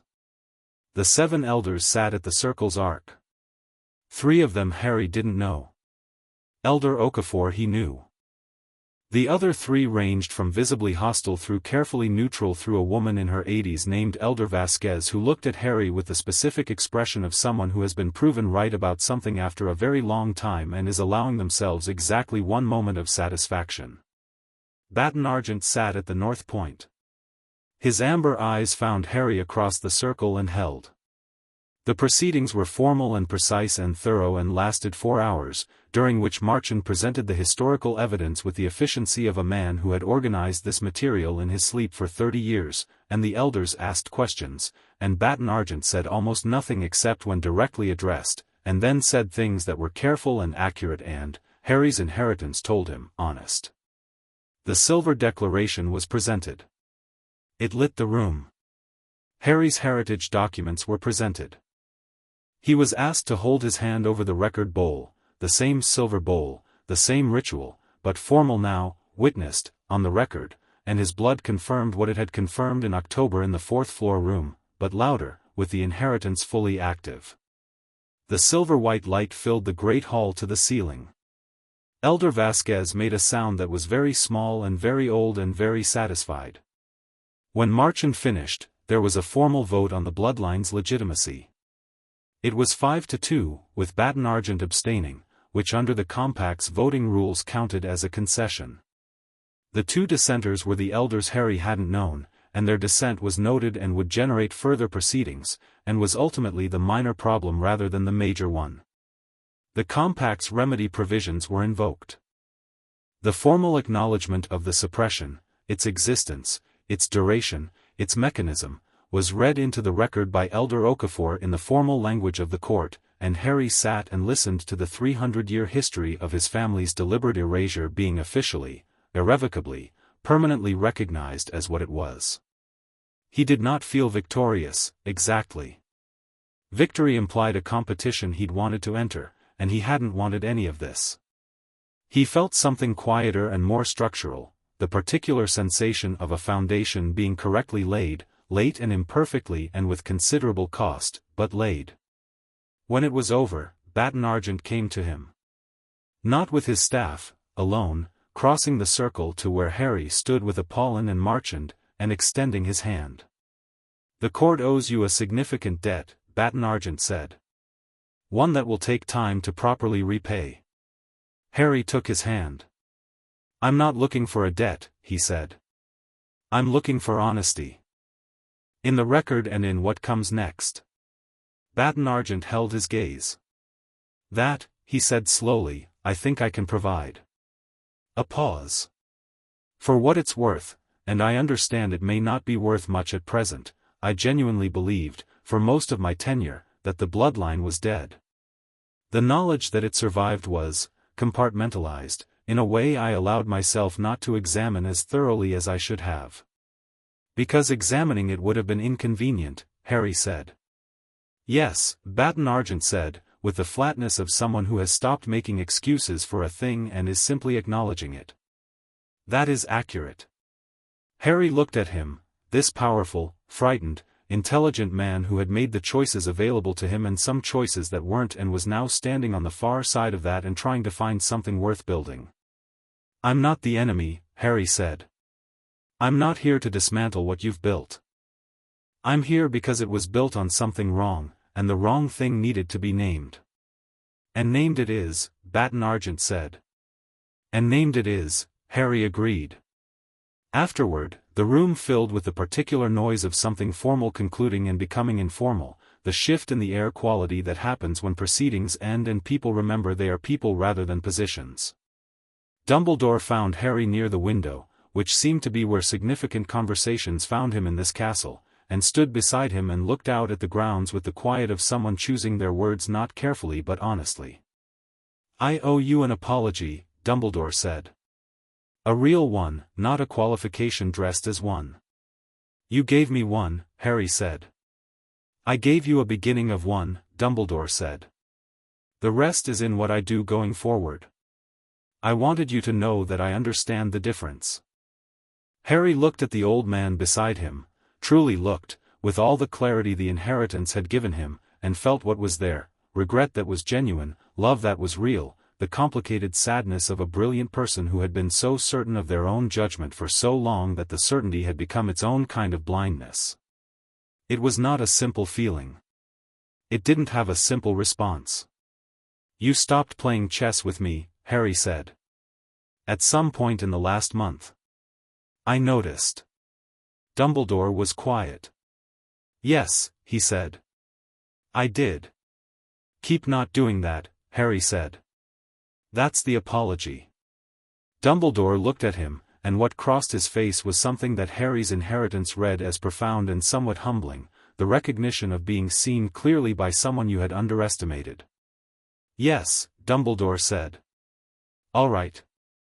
Gabrielle found him on the grounds that evening, in the last of the late June light, sitting near the lake with his shoes off and his feet in the grass and the silver declaration folded in his breast pocket, warm and steady as always. She sat beside him without asking and pulled her knees up and watched the lake surface doing its evening thing, going gold, going copper, going dark in stages like a very slow fire. "It doesn't feel like I thought it would," Harry said, after a while. "What did you think it would feel like?" He thought about it. "Like an ending. Like something resolved." "It isn't resolved," Gabrielle said, with her characteristic straightforwardness. "Voldemort will come back. The two dissenting elders will cause problems. Beauxbatons will have complicated loyalties for years. Dumbledore will be Dumbledore." A pause.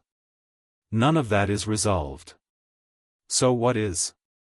She turned to look at him with those large grey eyes, and in them was the particular quality she'd had from the beginning, the clear, patient, honest attention of someone who saw things without needing to be told them. "You are," she said. "That's what changed. Not the circumstances. You." He sat with that. "Felt the truth of it the way you feel something structural, not emotionally, not as a rush, but as a weight-bearing thing, a thing you could put something on." "Yes," he said. "That's right." She nodded, satisfied, the way she always nodded when something landed correctly. Then she turned back to the lake and said, "Fleur is looking for you." She's pretending she isn't, which is unconvincing. Harry laughed, a real one, unforced, and the sound of it surprised him slightly with how easy it was. Where is she? She was near the Beauxbatons carriage 5 minutes ago, Gabrielle said. She will have moved since then because she doesn't like to look like she's waiting for someone. She really is like your grandmother. I will tell her you said that, Gabrielle said pleasantly, and you will regret it. He got up, and put his shoes back on, and looked at the lake one more time, the dark water and the deep magic below it and the mere people in their settlement, whose awareness he could still feel when he reached for it, a low warm resonance like a campfire at a distance. He thought about Aurelius writing his message into a document that would wait 3 centuries to be read. He thought about what it meant to build something for a future you couldn't see, to trust that the future would show up, to leave a door open across 300 years of darkness. Come home. He thought, I'm working on it. He found Fleur near the lake's edge on the far side of the grounds, which was not near the Beauxbatons carriage, and she was looking at the water with her hands in her pockets and her hair down, and when he came up beside her she turned without surprise. Gabrielle told you where I was, she said. She said you were near the carriage. Which is not where I am. No. Fleur looked at him for a moment. She did that on purpose. Almost certainly, Harry said. She's terrifying. She's 11, Fleur said, with the specific exasperation of someone who had been outmaneuvered by an 11-year-old and found it difficult to maintain a dignified response to. They stood by the lake in the warm evening light, and it was quiet in the way it was quiet after big things, the specific quality of silence that follows a lot of noise and means something different from ordinary silence. Harry felt the inheritance steady in his chest, not the urgent, building quality it had carried for months, but something settled. Something at rest. Something that had arrived where it was always going and was simply being there now. What happens when you go back to France? He asked. The tribunal follow-up, she said. Grandmere will need to manage the fallout with the 2 dissenting elders, which will be significant. The investigation into the suppression chain has years of work in it still. A pause. And I will have to decide what to do with myself, professionally. My original intention was to take a position at Gringotts. I may still do that. Gringotts has a Paris branch, Harry said. It does, she said evenly. Just noting that. I noted your noting, she said, with the tone she used when she was finding something genuinely amusing and had decided not to admit it directly. He turned to face her.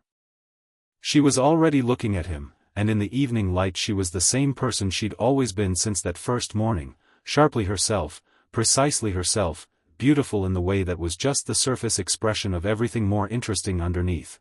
But he knew her now in a way he hadn't in October, and she knew him, and the knowing had been built from honest things in difficult circumstances, which was the only kind of knowing that lasted. I'll write, he said. Properly. Not just court business or inheritance updates. You had better, she said. Your letters have been adequate. They could be better.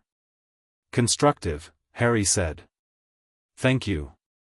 She reached up and adjusted the collar of his robes with the quick decisive gesture of someone who has decided that a thing needs doing and is doing it, and her hand stayed there for a moment at his shoulders and he put his hands over them and they stood like that in the late light with the lake dark beside them and the old magic warm between them like a fire that had been burning for a very long time and had finally found a hearth to settle in. After, she said. After, he confirmed. She looked up at him, and he looked at her, and the inheritance sang its steady note, and he thought, this is what found feels like. This specific thing. Remember it. He did. 3 days later, the Beauxbatons carriage left. Harry stood on the lawn with Ron and Hermione and watched it go, the enormous pale horses pulling it up in the slow theatrical spiral, the carriage banking south, catching the morning light and turning gold for a moment before the angle changed. Gabrielle waved from the window with her whole arm, the way a child waves, without self-consciousness, and Harry waved back. Fleur did not wave. She was not at the window. But he felt her, through the inheritance, as the carriage rose, a warm and specific presence receding with distance but not disappearing, still there, still present, carrying its frequency like a note held after the instrument has stopped being played. He stood on the lawn and felt it and did not look away. Ron put a hand on his shoulder. "You all right?" "Yes," Harry said, and meant it completely. Hermione took his other arm, and the three of them stood in the June morning as the carriage became a distant shape and then a point and then was gone, and the sky over Hogwarts was clear and enormous and full of summer. That evening, alone in Gryffindor Tower after everyone else was asleep, Harry sat at his window with the silver declaration unfolded on his knee and read Aurelius's message one more time in the old language that the inheritance now let him understand completely. "To whoever holds this and carries my blood, I am sorry for the length of your waiting, and for the silence in which you have had to live. The inheritance was sealed to keep you safe in a dangerous time. I intended to unseal it myself. I did not have the opportunity. But the blood knows what it is, and you will know, and when you know, stand. Do not diminish yourself for anyone's comfort. The court was built on our family's foundation. You owe it nothing but honesty. It owes you everything else. Come home." He folded it carefully. Put it in his trunk in the old document case, which he'd kept, which had become the place where things of this particular weight lived, solid and silver-cornered and 3 centuries older than everything else he owned. He sat at the window and looked out at the dark grounds and the dark lake and the dark sky full of stars, and felt himself, the full shape of himself, unblocked and undiminished, everything that had been pressed down and sealed away finally breathing free in the open air. He thought about what was coming. He knew it was coming. Voldemort would reform. The war would arrive. The world would require things of him that would be enormous and costly and real. He knew that. But he knew it now as himself. Not as the boy who lived, not as Dumbledore's plan, not as Voldemort's target, not as the wizarding world's convenient symbol. As Harry Potter, son of James and Lily, heir of the House of Lumiere Argentée, bearer of old magic that had survived 300 years of deliberate suppression and emerged intact because old magic, when it is genuinely old, does not yield to anything less than itself. He knew who he was. That was the thing, the real thing, the thing that changed everything else. Not the title. Not the court recognition. Not even the inheritance itself, fully active and present as it now was. Just the knowing. Just the plain, unqualified, no longer up for debate knowing of who he was. He sat in the tower window and the castle breathed around him, ancient and alive, and somewhere in the depths of the lake the mere people moved in their slow circuits and felt, distantly and warmly, the air of the old blood at rest on the shore above them. And in Lyon, Fleur Delacour sat at her own window in the dark and wrote the first letter, and on the first line wrote his name, and felt through the kinship pull the resonance of him feeling it, and smiled in the way she smiled when no one was watching, completely, without architecture. And in the court's archive in Lyon, the silver declaration's duplicate, the court's copy, which had been dark for 300 years, was now emitting a steady, permanent, irrevocable silver-white light. And in the document case in the Gryffindor dormitory, Aurelius's message lay folded and quiet and finished. Come home. He had.